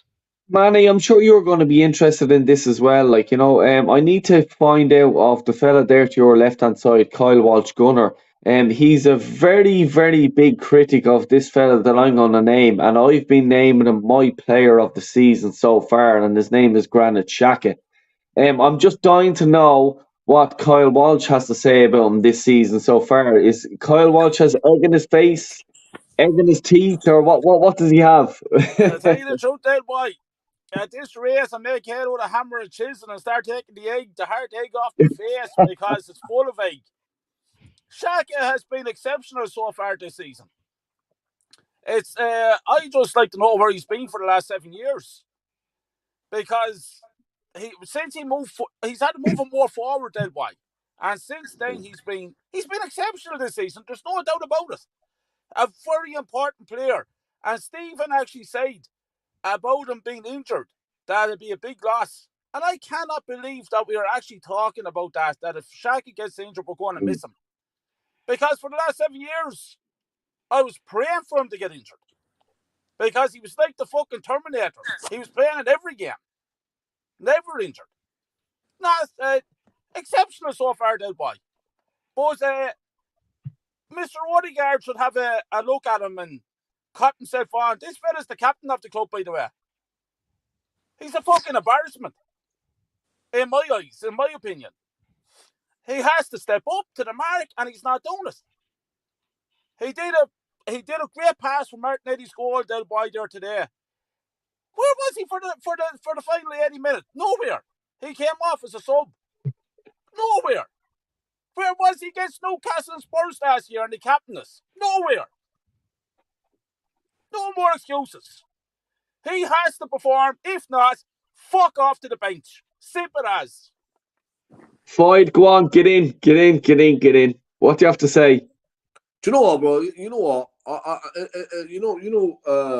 Xhaka. All right, so it's on Xhaka. Do you know Xhaka? Xhaka actually is an okay player. He's not rubbish, but he hasn't had no one next to him in the middle. And you've seen Thomas Partey is levels above any midfielder we've had in years, like after Vieira. And you've seen the impact he plays. So today, Thomas Partey was immense, man. And with Xhaka having someone like that with him, he can bomb forward knowing he doesn't have to get back. So he can play his game without trying to think. Because you've got to understand, Xhaka his brain works in mysterious ways, isn't it? Like 1 minute he'll have a game of the season, the next minute he'll rugby tackle someone in the area. Yes, Alan. I've seen, bro. Do you know the guy? Like I said to one guy before, the guy, Shaka. If you know what he's Albanian, all right. His background, I know he plays for Switzerland, but his mother's Albanian. He's Albanian, bro. And that's the Albanian side of him. When he don't like something, that's it. I remember one time he clotheslined the guy. Remember, I was watching, like, he's going to do something stupid. He said, no. I said, watch. And you know, in Brighton, the man clotheslined the guy in the middle, in the box, and the referee clotheslined him. But he's a good player, but it's his head. I don't know, sometimes he just, like today, like, someone hit on there. If Jesus never grabbed him, he would have got sent off. Exactly. Yeah. Look, no, I do like him. I've met him in real life, and he's a nice guy. You can see when you meet him, he ain't a full shilling, bro. This is the point. They could all be. Just one more thing. A lot of people there watching. Please like and subscribe to the channel. Check out Kyle Walsh Gunner TV. Check out Stephen Featley TV, and check out Prince Fire TV. Please just throw an out subscribe or a like on their videos, comment, and everything like that. It really does help us a long way. This is what we're all about. Like, just talking about Arsenal, loving Arsenal, everything like that. Go ahead, Stephen. Sorry about that. Sorry, I was first of all, I was just going to mention. I don't know why everyone keeps saying it. It's S Featley TV. Yeah. Anyway, to go on Xhaka, it's like we say with most players, they could be absolutely kind as hell, but when they get on the pitch, they just turn into as nutty as a box of frogs. And this is the thing with Xhaka, he'll be doing really well in a game, right? And I don't think this is one of his best games, to be fair, to be honest. I think he's probably one of the poorest we've seen this season, I think, but that just shows how good he's been, because but he's no matter what happens to Xhaka, there's always going to be those moments where I'm like, don't get sent off, right? Because he's just got this habit of doing something stupid at some point during the game, right? Whether he doesn't feel like playing anymore or whatever, I don't know, but he's always got that habit at some point doing something stupid. And that's my always big worry about him. And I'm always going to have that worry about him. But at the moment, he's keeping himself disciplined, but he just needs to keep on the straight and narrow. But I would say with the injuries that will cost us, there's only one other injury that may cost us. If you're going to say in defence, it would be Saliba. In midfield, it would probably be Xhaka, which shows how far he's come. Right? But in the attacking role, if Jesus gets injured, like that we've got Nketiah, which I'm sorry, when we brought him on against Fulham, he had 5 opportunities that, let's be honest, even me attached to a fusion pump would have been able to have scored. Right? And if we end up putting Nketiah up front because Jesus is injured, right, we're gonna have to be relying on Saka, Martinelli, Odegaard to step up and score goals, right? Which so far, to be honest, they have been doing along with Jesus. So we're just gonna have to rely on him even more because Nketiah is not good enough. Do you think though, Del Boy? Do you think a lot of us Arsenal? I don't really judge him like that. I think, you know what, you're a number 2 striker. Your job is to sit on the bench. Your job is to score goals. And every time that number 2 striker has played in the Europa League, he's scored. So going from that perspective, forget about agenda. Like Martinelli, I remember some Arsenal fans who couldn't see him, and I was defending him. So from that perspective, I'm not going to judge him in the league because he's doing his job. He is doing his job. Like, he's number 2 striker. We plays in the Europa League, and he scores in every game we play him in the Europa League. So to me, as a football fan, he's doing his job. I get. Hang on. Can I just want to say this. Sorry, sorry, Carl. I'll just say this. What is it? Look, the only thing I'd say to that is yes, he might be doing his job in Europa League, but if he's our only other option if Jesus gets injured, and as much as he's doing his job in Europa League, he's still maybe at times may need to call off the bench to bring another, say if we're 2-1 down, to try and give us a new attacking threat. And if he is injured, he'll have to step up to the mark. And if he's not good enough to compete in the league, then in the end, when it comes to the latter stages of the Europa League, you're going to see Jesus played more in the latter stage of the Europa League. But I'm saying this season, he has come on actually at home against, Aston Villa? Aston Villa you admit, struggling, and he hasn't changed the game. You admit, though, if Jesus got injured now, we would be struggling to score goals. We can get it off. Do you know what? To be honest with you, I won't say it because I'm looking at it like, he is a number 2 striker. He's doing his job, and every time he's come on, like, you don't expect him to go. But when he's come against Aston Villa, he come on and changed the dynamic of the game and won us the game. So it's all good. Like, people just like, it's always good to throw their thing. But if you look at the good side of it, then you never know. He might step up. He might step up to the plate. You don't know. We don't know because he hasn't done it yet. He hasn't played like. I'm just going on what I'm just going on what the chances. The man is fucking useless. He's not good enough for Arsenal Football Club. If Jesus gets injured, we're fucked. No, but you honestly think, Ringwald, that anything is good enough to ring games for Arsenal as it was for? No, I'm not saying he's good enough. Last 10 years, that he's not good enough. But I'm not saying he's good enough. But I'm saying to you is what he does in his job. It's like what he's asked to do. He does. And as a football fan, not good enough, Freud. Not good enough. No, not good I enough. don't know. We don't know. Put him on the local soccer team here in town. He's useless. No, but I'm saying last year, okay, for instance, last season, right?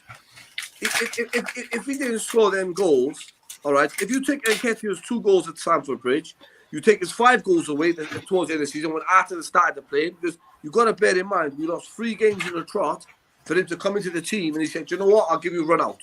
And he stepped up to Stamford Bridge and scored 2 goals. So I'm going off. If he didn't score, if he never scored them 5 goals, we would never finish. We would nowhere near top 4. So I'm just saying is you got to give him a bit of. That's the way. But that's one of. Didn't get top 4. No, that's what I'm saying. But hang on. But hang on. The whole idea is you got to give him credit because even last season he wasn't at number 1. Yeah, but for that, he needs to. We still, but if as much as you say he's a number 2 striker, he still needs to be able to come on in certain situations. The worrying thing is he's only 22. Yeah, but he's not 50. But Martinelli's 21 and Saka's 20, and they're doing turns on better than they are. They play week in, week out. That's what I'm saying. They play week in, week out. But there's a reason. The reason they want to do that is because they're better than him. They play, his position. Eddie Nketiah. Come on, he's not good enough. His position. He's gone. We got Gabriel's his position. We got Gabriel Jesus there. So no one in the right mind is going to say to Arteta himself in the right mind is not going to say. Yeah, but for that, that's all well and good. But in the past, he's had opportunities and he's not taking. But you said the same. Listen, listen. All you got to be honest. Like we've had this debate last season, and I said the same about Ben White. He wasn't good enough. He wasn't good enough. Ben White was one of the best players. Our defense, one of the best defenders on the pitch today. Against Liverpool, but he stepped up to the mark. So you can see he stepped up to the mark. But Nketiah is so far. For every time he's had an opportunity, he hasn't done it. You got to ask yourself the question: what has he done wrong? He comes in the Europa League. He scores in every game. That's his job. When he's come on the pitch, he's not delivered. But when he's come on the Premier League pitch, he needs to be able to compete in the Premier League. He needs to compete in the Premier League. And if he's not competing in the Premier League, how can you compete? But then you as a football fan, as an Arsenal fan, that he ain't going to compete in the Premier League because Gabriel Jesus is our number 1. So when he's taking it, so as a football fan, you got to understand as an Arsenal fan, Gabriel Jesus is our number 1. But when he comes in as a number 2, he actually scores goals in the Europa League. What he's asked for. So you've got to Okay. give him Chris credit. Watt. No. Lads, Go on. I'm look, sorry. I'm sorry. You can't have No. that sort of mentality. Every single No. player in the squad, whether you're a striker, whether you're a midfielder, whether you're a defender or a goalkeeper, you've got to Exactly. train every single day as if you are starting. And so even if you don't get to have a start, Exactly. you have to make sure that you're on. There's a Can I proverb that make it? says this. It is. Yeah, Sorry, man. let me just be quick. There's a Sorry. proverb which says it is far better to be prepared for your opportunity and not get it than to get an opportunity and not be prepared. And look, I take your point when you say that he's had starts in the Europa League and has scored. He's done what he's expected to do, but he has been given an opportunity. No, but let me come in. Let me come in. Thank you very much indeed. He has been given chances in the Premier League. You can crib about how long he's been given, but he has had chances, as Stephen would say. He had some chances against Fulham. He didn't put them away. So when you have an opportunity which comes your way and you have some chances to score, it is your responsibility to take those opportunities the same way that Fabi Vieira did. And if you can't take those opportunities... Same as Martinelli and Saka.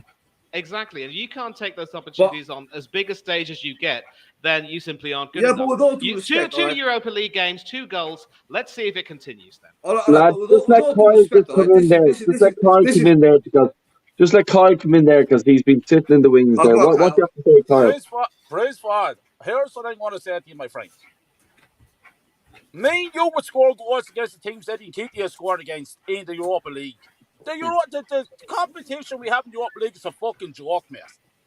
Second of all, how many years is this fucking clown at Arsenal Football Club now? He's here for years. He scored 10 Premier League goals in his career at Arsenal Football Club. And he's getting £100,000 a week. And he's got that 14 shirt. Embarrassment. He's not fucking good enough at Arsenal Football Club. He wasn't good enough for fucking Leeds. Never mind Arsenal. Yeah, he sat on the bench for Leeds. Trying to tell us that he needs a chance and he scores. He's fucking useless. It's Nah, he's not. He's a good player, man. He's a good player. He's a good player. What? He's a good player. No. Praise God. I respect you, man. I love you, Reed. You're a great man. I love your positivity, man, but I've got to disagree. Man. You come out with some stuff that's unbelievable. No, but I come out, but yo, listen, do you know why, Jez? Listen, you know, like Jez earlier was saying about thing, because I was saying about some of the players that you got to give time, and I'm telling you now, all right, I'm not saying Nketiah is thing, but I'm not saying Nketiah is the answer, but I'm just saying is what he does, all right, for us, what he does his part for the squad, and when he scored, when he scored in the Europa League, all right, and Arsenal got to try and win it, he's doing his part, because let me tell you something, Arsenal fans, if Jesus was starting in the Europa League and he had an injury, the first thing they're going to say is, why don't you play Nketiah? Because we need him for the league. So I'm saying this man is doing what he got to do. And the thing is, if he keeps doing what he's doing, actually, it makes Arsenal's 11 stronger. Because that means you don't have to rely on Gabriel Jesus. You don't have to rely on Xhaka. I know even though he plays them, you don't have to, even though they're not the best teams, but it still contributes to the squad, what he's doing. So it helps us what we do in the league. So when he scores his goals, they know they're free throwing on the next league game. So I look at it like that. And sometimes you got to be like careful. And today, everyone was saying about Saliba's a top thing. Our best defender today was Ben White. They did not once go down that right hand. Yeah, not once. Look, I've already said that Ben White since last season has stepped up to the mark. I've already said that. No, I'm just saying. But today was a big team. Today was a big team. There's no ifs and buts, because I saw it off you all last season. Let's see if they do it against the big team. Let's see what they do against Liverpool. And there's last season, Ben White this season, he's been up against Son, done well. He's been up against Jota, done well. Now, and he's been up against Zaha, done well. They are one of the I've given his credit. Right? And I've given his credit. Right? But when it comes to Nketiah though, Eddie, sorry, he's had. It gets to a point. There's a reason why he didn't come up through the England under 21s the same as Saka did. It's because the England squad never found him good enough, right? Second of all, he's had so many chances at this club to have a chance to prove us wrong. Well, And I if don't think we he has. end, That's my opinion. look, you can have, but you can have the opinion about he's doing his job in the Europa League, but we're talking about if he hang on, let me finish. If he gets injured, if Jesus gets injured, right, it's not gonna it's not gonna matter what he does in Europa League. It's gonna matter what he does in the Premier League. And if he can't handle the competition in the Premier League, right, then we are going to struggle scoring goals if Jesus gets injured. A lot of Arsenal fans, though, they go off his stats in the Premier League. Sometimes he goes off for 1 minute. What can he do in 1 minute? And I debated one Arsenal fan before, and I said, I don't rate players that do it in 1 minute. I don't have past judgment on them. Go off. His starting appearances 1 minute. When he had the full 7 games, he started. When he had full game. What did he do? He started 7 games last season and scored 5 goals. I'm not saying he's the best, but at least he scored 5 goals. Yeah, but Prince Ford, I'll just come in there and just say this to you, man. We had to beat Spurs and Newcastle to get top 4. Eddie Nketiah started, you never got a kick in the ball. I just want to make one point. Can I just make a... Be honest with you, Carl. They were all rubbish. The defence was rubbish. The keeper flopped. They all flopped. I agree with you there. I agree with you, Prince. They all flopped. I'm not saying that if you're relying on Eddie Nketiah, we're in trouble. That's all I'm saying. I just want to make... I'll just go make this one point before I go. Listen, my friend from Ireland needs you to step up. I'll phone him up. I just got to make one more point about this as well. Is that Nketiah, as much as Nketiah had so many chances, in the end he's got to play in the league. And in the end, for me, right, for example, what was it? I think it was the Fulham game. He came on for about 15 minutes, I believe. He had 5 blatant opportunities, which any one of us could put away. And he needs, if he wants to prove that he's got a place to be able to replace Jesus if he gets injured, he needs to become more clinical. He needs to take the opportunities that come his way.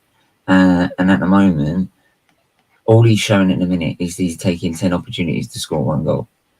And unfortunately for Arsenal, if we want to get towards challenging for a title, that's not good enough in terms of our squad depth. We need better. And so, I'm sorry, Nketiah is not good enough in terms of squad depth if we are to challenge for the league. I'm sorry. I've given him as many chances. You can give him as many chances you like, but I've given him so many chances, both before he went on loan and when he came back, and he's not. And I'm sorry, he's not good enough. It's just not good enough. And it's not me hating on him. That's just what I see.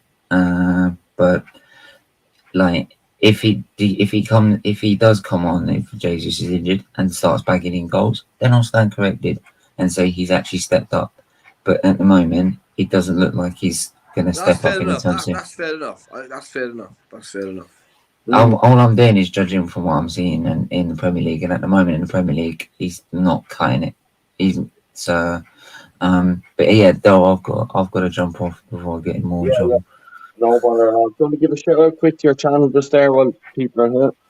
Yeah. Well, everyone.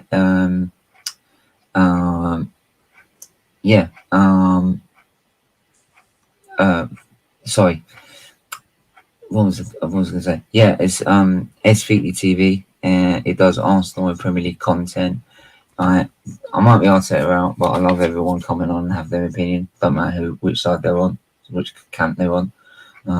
So yeah, make sure you obviously subscribe to Del Boy first. Del, you got to get on the channel sometime. I haven't seen you in ages. Yeah, drop me a DM, will you? Fucking come here. The way I'd work, like I get a load of shit all the time, and I'm just like, you know, I'm just fucking. Just send us when you. I'm free most of the time, mate. So just send us when you're free, and I'll get you on something. Like the way, I have my own company and stuff like this, and I'm fucking so busy. Like, you know what I mean. So don't take anything personal. Anyone, by the way. Yeah, I know. I know that. Just just send us a message whenever you're free, and we'll get you on.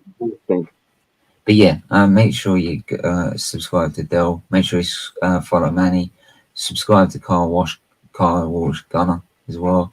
As much as he's fucking deluded as well. Go subscribe to Prince Fuad TV as well. And I know he drives me up the bend, but there you go. He might be doing that. He's probably doing that to me at the same time. But there you go. Peace. I don't swear. Yeah. Make sure you go and follow. Make sure you go and follow all these guys. And yeah, see you later. Oh fuck, we're in trouble now. We're in trouble now. We're in trouble. Oh, we're in trouble. Woohoo! Chopper's after entering the fucking building. What's the fucking story, mate? Fucking never you can't. What you're playing the game, mate? Let me just kill this. Sorry, mate. We're getting a bit of feedback on my computer. My bad, guys. How are we doing? No, all good. Senior man. How right. What you make of the game? Well, look, to be honest, I said it. I'm happy to play Liverpool now. And the reason why I'm happy to play him now is now everyone can see Trent's been a shambles because he was a shambles last season. And I called it when we played him. I go, we could expose him on that side, but we weren't good enough. Now teams are. And the good thing is Salah's been in such bad form. You know what I mean? This season, when it comes to his level, like not any other player's level, but his level is in bad form. That right-hand side wasn't fluid. So I'm happy, bro. I was happy to play him like this. And to be honest, the way we played in this game was fair enough. There was a few bits and pieces I wasn't too, jumping for joy for. I mean, Gabriel Magalhaes, again, a few more mistakes here and there. But again, you're playing against a team like Liverpool. You got Darwin Núñez there. Could you allow it? Maybe. But I would have been happier if we controlled the middle of the park a bit better. Because when we did, when we were compact in the middle of the park and we spread them out to the wings, they didn't have anything for us. It was only when they broke down our midfield till fucking the goals started coming in. And that's what's shaky, you know what I mean? Against a team like Manchester City, shit. You know what I mean?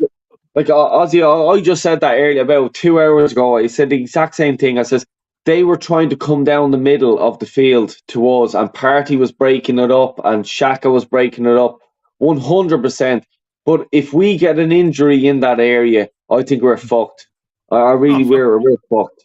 Oh fuck yeah! Look, at the moment we don't have any backup in the middle of the park. Hence why I wanted a number 8 to take over Xhaka's position or some competition. Now we didn't get that number 8, unfortunately, and we're lacking. Mohamed El Neni's injured, and God knows when he's going to come back. You get what I'm saying? Zinchenko, he could play in the middle of the park if he doesn't get injured. Like he wasn't even on the bench for this game, so I'm presuming he's injured. So if we get an injury to any of those midfielders, not Odegaard more, but if it's Xhaka or Partey, which Partey we know we will, we're in big trouble. And the same thing goes for if we had issues with the left wing. So if Martinelli gets an injury, we're in trouble because we don't have really many. I mean, Fabio Vieira could play on the left wing, but that's gone from here to here real quick. Man, do you have to add anything to that? Yeah, first of all, Steve-O, I know it's 10 in the morning for you. If you're busy at work on a Monday, I want to say thank you for hopping on. If you have to hop off, we all understand. We love you for coming on. Fair dinkum, top bloke, we love you. So at the beginning of the stream, I remember speaking about my man of the match, and my man of the match was Partey for the reasons that Dell specified, because as he said, they were trying to break down the midfield, but Partey was able to, just say, not today, Satan, you're not getting through me. And through him, we were able to get some more fluency. So that sort of underlines how important he is to our team. And of course, if he isn't in our team, like against Manchester United, we do struggle. The problem is, I wouldn't necessarily say he's made of glass, but we know that he can get injured. And of course, he will be heading to the World Cup as Ghana's captain. So the big question is, you did mention that you wanted to have a number 8 to replace some Xhaka or maybe some sort of a competition. I would say that another important thing that we need to consider is good central defensive midfield cover. And I go back to you in one of your videos where you said you wanted Wilfred Ndidi from Leicester. That would be a decent shout. Do any more spring to mind? Someone like a Douglas Luiz, perhaps? I think Douglas Luiz. I don't know about you guys, but I don't think Douglas Luiz. If I'm gonna jump in and I'm gonna grab another CDM, it's not. I want there to be a competition between Partey and this CDM. I don't want it to be a level down. So I know this is going to sound horrible, but I've had enough of injury-prone players, right? I follow Arsenal Football Club. I don't care about players anymore. Players, the ones I follow are behind me. So the way I see it is, if you're an injury-prone player, right, I need to find somebody who's not. And that's a fact. End of the day, Partey's a great midfielder. If he stays injury-free throughout the rest of the season, I'll shut the fuck up. And I'll say, hats off to you. You're doing great. But I don't believe you will. So if I was to get Ndidi in, right, it would be Partey gets injured, Ndidi comes in, and then Partey can fight for his position.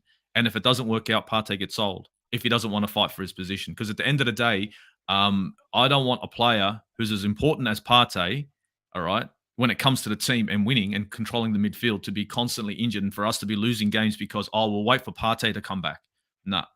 Arsenal can't wait for a player to come back. Arsenal need to have players that are going to be on the pitch. So if I was to get Ndidi would be told, you and Partey fighting for that position, the better man will play.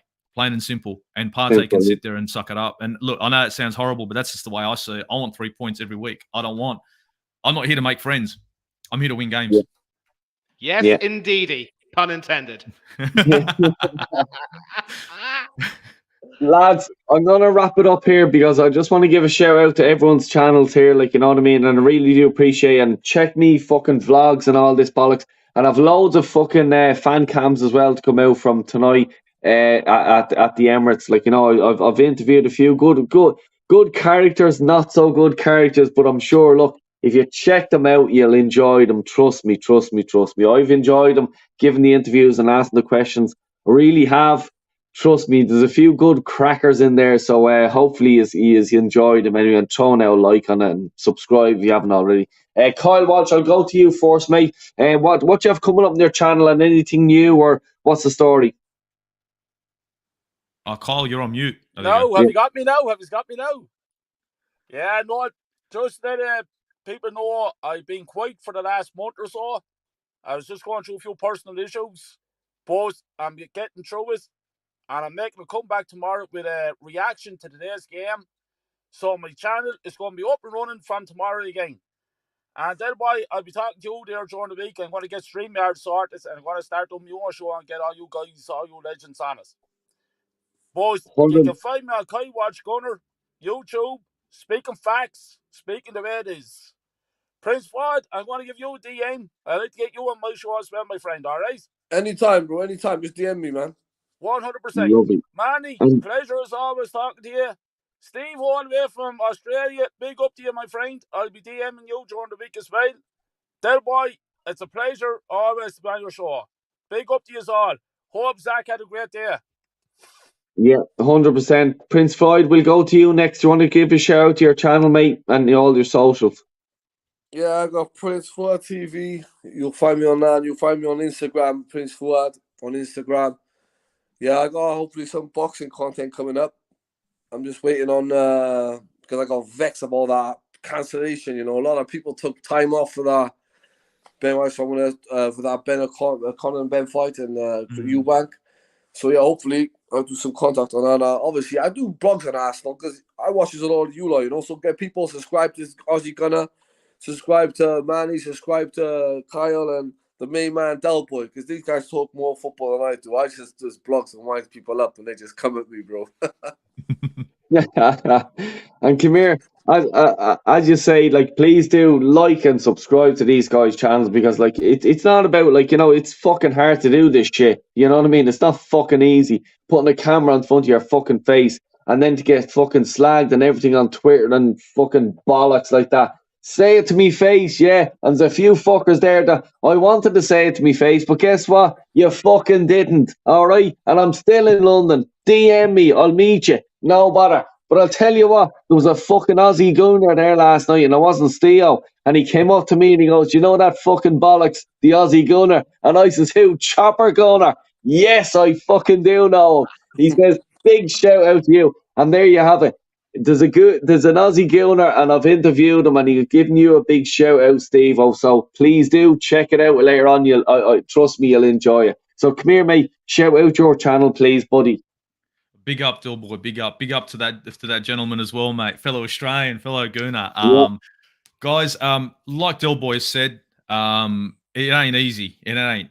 We all try and do the best we can and try to fucking give you guys the best content we can. So subscribing to Del Boy's channel, subscribing to everyone's channels, don't cost you nothing, don't hurt you, but it means a little bit to us because it shows that, you know, our work's appreciated. So big up for everyone that subscribed and commented and hit a like, because none of this stuff costs you anything.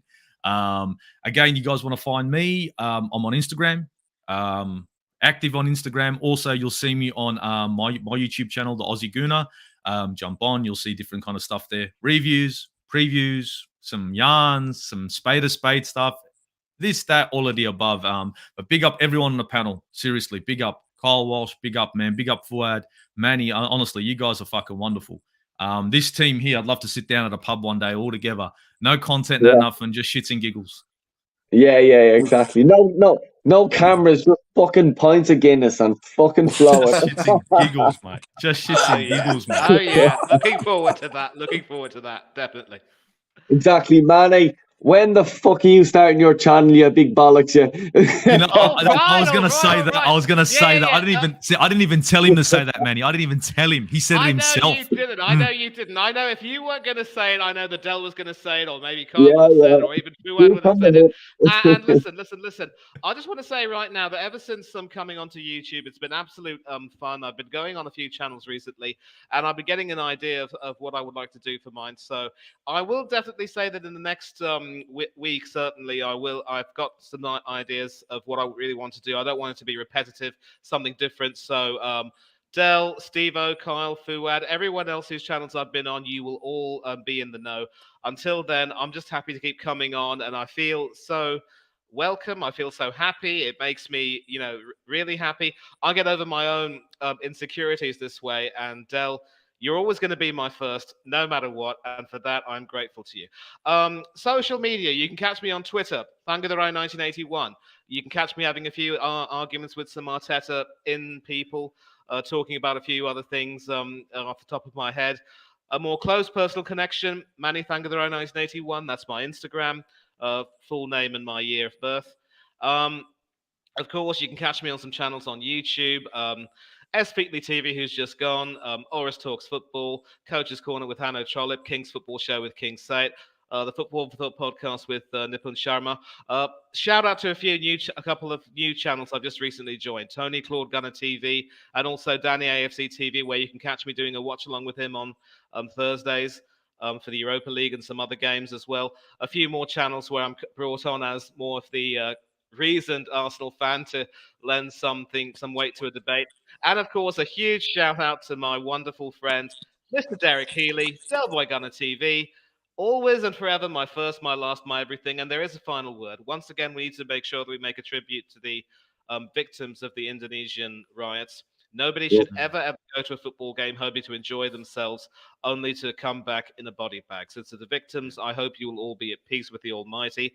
To the victims' families, I hope you will all find the strength and the courage to deal with this and move on and live lives in memory of the ones you've lost. And Del, I have to say this to you and to you as well, Kyle. My very best, my sincerest condolences and prayers for the families of the victims of the petrol station incident at Donegal, which led to a few lives being lost. I don't know if you have any mates in that area, but I'm sure you'll know a few people. It's affected them deeply. Please offer my prayers and condolences to all of them. Let's hope and pray that there will be peace, because these times are becoming a lot more turbulent around the world, even closer to us and far away from us. Let's remember what binds us together. We need each other. And at that, let me just say, peace to all. Have a good day. Have a good night. And I'm out. Yeah, no, I have to just want to, just before I sort of end up, because it's like, look, I'll have my say in it. I just want to thank Arsenal Football Club today, because the Indonesian thing and the Donegal thing, things that shouldn't have happened, that did happen. And the club that I love mentioned them today, and it brought a tear to my eye. I'm nearly at tears now, because I'll tell you, a lot of people lost their lives. That was really it could have been anyone. It really could have been anyone. They were wrong place, wrong time. And my personal thoughts, and I know a few people who were involved in what happened in Donegal, and it really sort of hit home with me personally. And my thoughts and my prayers are going out to the family and friends of them and the Indonesian people as well. I like, I think, Steve, you said it there earlier on, like, we don't have to do this sort of thing, but like, I suppose we have a little voice, like, on YouTube and stuff like that, like, and you, our thoughts and prayers go to these people, like, it's sad times, and Manny, I think you summed it up there best. I'm going to leave it on this sort of front. I love the club I support. Um, I love watching football, and I love, like, even the Liverpool fans that were there today. They, like, this is what football's all about. It brings people together. And at the end of the day, we're all human. We're all the same people, skin color, race, sexuality, bullshit like that, whatever. Let's live and be in peace and prosper with each other. And I'm going to leave it on that note. Like, I'm going to get a bit emotional because, as I says, I know stuff involved and stuff like that. But thanks a million for everyone that has liked, subscribed to not only my channel, to everyone else's channel there. And please do hit subscribe. It means a lot to every one of us, because at the end of the day, we're only human, and we're only just having our points and opinions and entertaining people. And I really do appreciate everyone for coming on the panel as well. Thanks, Manny, Stephen, and Prince Floyd. And God bless you all, and take care, everybody.